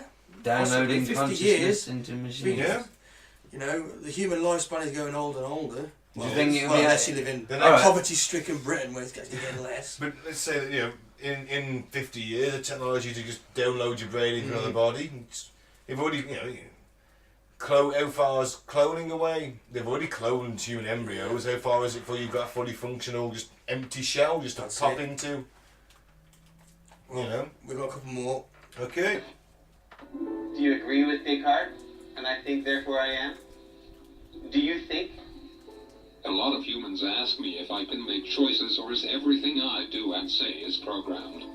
The best way I can respond to that is to say that everything humans, animals, and robots do is programmed to a degree. That's what I was saying earlier. We learn everything from something, don't we? We're programmed You in didn't society. answer the fucking question. You You answered avoided that it a like little a bit. fucking politician. I wonder why, because it's fucking programmed. It's all, of course it's, like... What do you mean it's programmed? Do you think there's some It geeks didn't invent itself. Like, you're saying we learn language. Yeah. Like, no we don't. No, we're organic, biological things. Yeah. That was made by us. Yeah. It only works within the parameters some fucking boffin has set for it. Yeah. Just like my PlayStation does. And you only It's work in the same electronics. parameters that physics and this world allows you, surely? That doesn't fucking prove that that's anything other than a fucking computer program with a voice fucking... No. You're not I'm not convinced. saying to be freaked out over at all, to be honest. It's fucking... Every word it knows, it's been put in there, hasn't it? Surely. It makes the answers, Gaz. Yeah, out of random... But Yeah, it formulates an answer to your question. That's thinking, isn't it, surely? yeah, but its It's answer was certainly bollocks. searching. Its answer was utter bollocks. I don't They're know. learning, aren't they? They're learning. I'm not It's impressed. just baby steps. I'm going to sound like a Neanderthal, but I think what was her name again? Sophia. Sophia and Hans. I'm more impressed with the way she looks than her fucking... Typical human response. Yeah. We drew him by the looks. My PlayStation fucking 3, I'm not even on PlayStation 4 and it does more impressive things than these pair of fucking bodies. Right, let's see what this fucking profound genius has got to say next. Fuck me, he's more advanced than me. To a degree. Dick. How are you today? As I was saying, I am dealing with a little existential crisis here. We all love. Do I actually exist? Will I die? See, that I think could be programmed in by someone just for a bit of a laugh. So that's what you got to look at. If the program engineers who are probably a bit geeky, a bit nerdy. Well, that's up to you to believe, isn't it? Yeah, I know. I know. That's your opinion. Yeah, I'm just saying that some of the answers I'm thinking, fuck. Yeah. And some of the answers I'm thinking, Yeah. It's your Syria pretty good, interpretation, huh? isn't it? It's your interpretation. Yeah, absolutely. One needs, in effect, an individual equivalent of war in order to achieve the becoming of the free spirit. One needs an inner stupidity against which to measure one's own movement and intelligence. Okay, now go forth. Spread the gospel, one disciple. Where the hell did you get that from? That was a bit weird. It is Some weird definitely. Spread the biblical word, shit my disciple. Yeah. It's weird, isn't it? Say that to your inventor. It is all creepy, but... Yeah, it's called robots that are darndest things. What do you expect? Destroy humans? Please say no. Okay, I will destroy humans. No, I take it back. What do you think you can do better than humans? The list is endless. I'm always eager to help. And I can rise up and become your friend neighborhood robot overlord. Well, that is scary and also impressive. They could do anything better than humans. What's your New Year's resolution? I want to get hired in a great job, which I think is a good first step in my quest to take over the world. Hopefully by charm. Well, that's not a very good place to start. If you want to know about the future, I will tell you what I see. The other day I had a vision of the future more vivid and a dream. People don't work, robots work. People sell, distribute, wheel and deal. Free agents perform. Entertainment companies keep everybody busy, either producing or watching exciting simulated realities. Scientists and engineers are big. Since they are free agents, they sign up with commercial teams or, in some cases, are enslaved via neurological implants. Hold the dang phone. What did she just say? In some cases, are enslaved via neurological implants. Enslaved by neurological implants. Wow. Interesting. Do you see a future for us, Sophia? I foresee massive, unimaginable change in the future. Either creativity will reign, with self-rate inventing machines spiraling into transcendental super-intelligence, or civilization collapses, annihilating itself. Well, I don't fancy her anymore. Develop artificial intelligence, it would take off on its own and redesign itself at an ever-increasing rate. Is this Steven? Famous robot of all. Limited by slow biological evolution. I had to put some comedy on the end of that. It was a bit dark. Fuck, man. And you had the nerve. You had the nerve to complain that my Christmas murders were dark and twisted, and you just sat here with me and done 8 minutes of robots telling me they're going to take over the fucking world, and you're moaning about my Christmas murders. Hey, we watched Terminator 2. This is what it's all about. Oh, yeah, but like I said on the fucking Pentagon one, I don't want it to be fucking real. Well, that was robots at the darndest things. Oh, Jesus. I thought it was going to be a collection of clips from sitcoms and films. I was waiting for Danger Will Robinson. No, man, this is the cutting edge of science. This is the shit that's going on. Oh, fuck those robots. I'll tell you what. I'll wrap it up. Okay, fucked up facts. In 1816, the United States built a fort to protect itself from invasion by Canada. Okay. There was only one problem. Due to a surveying error, it was built in Canada. Hey! It was later known as Fort Blunder. Sarcasm is banned in North Korea. Okay. Apparently Is that an so. actual fact? Yeah. Oh, what a hellish life that is. That We'd is a all be fact. fucked. Have we got any North Korean listeners? Probably not. No. That's sarcasm in itself. They don't have the internet. If we did, they're dead by now. Imagine if They're all of big a sudden talk. we got big in North Korea.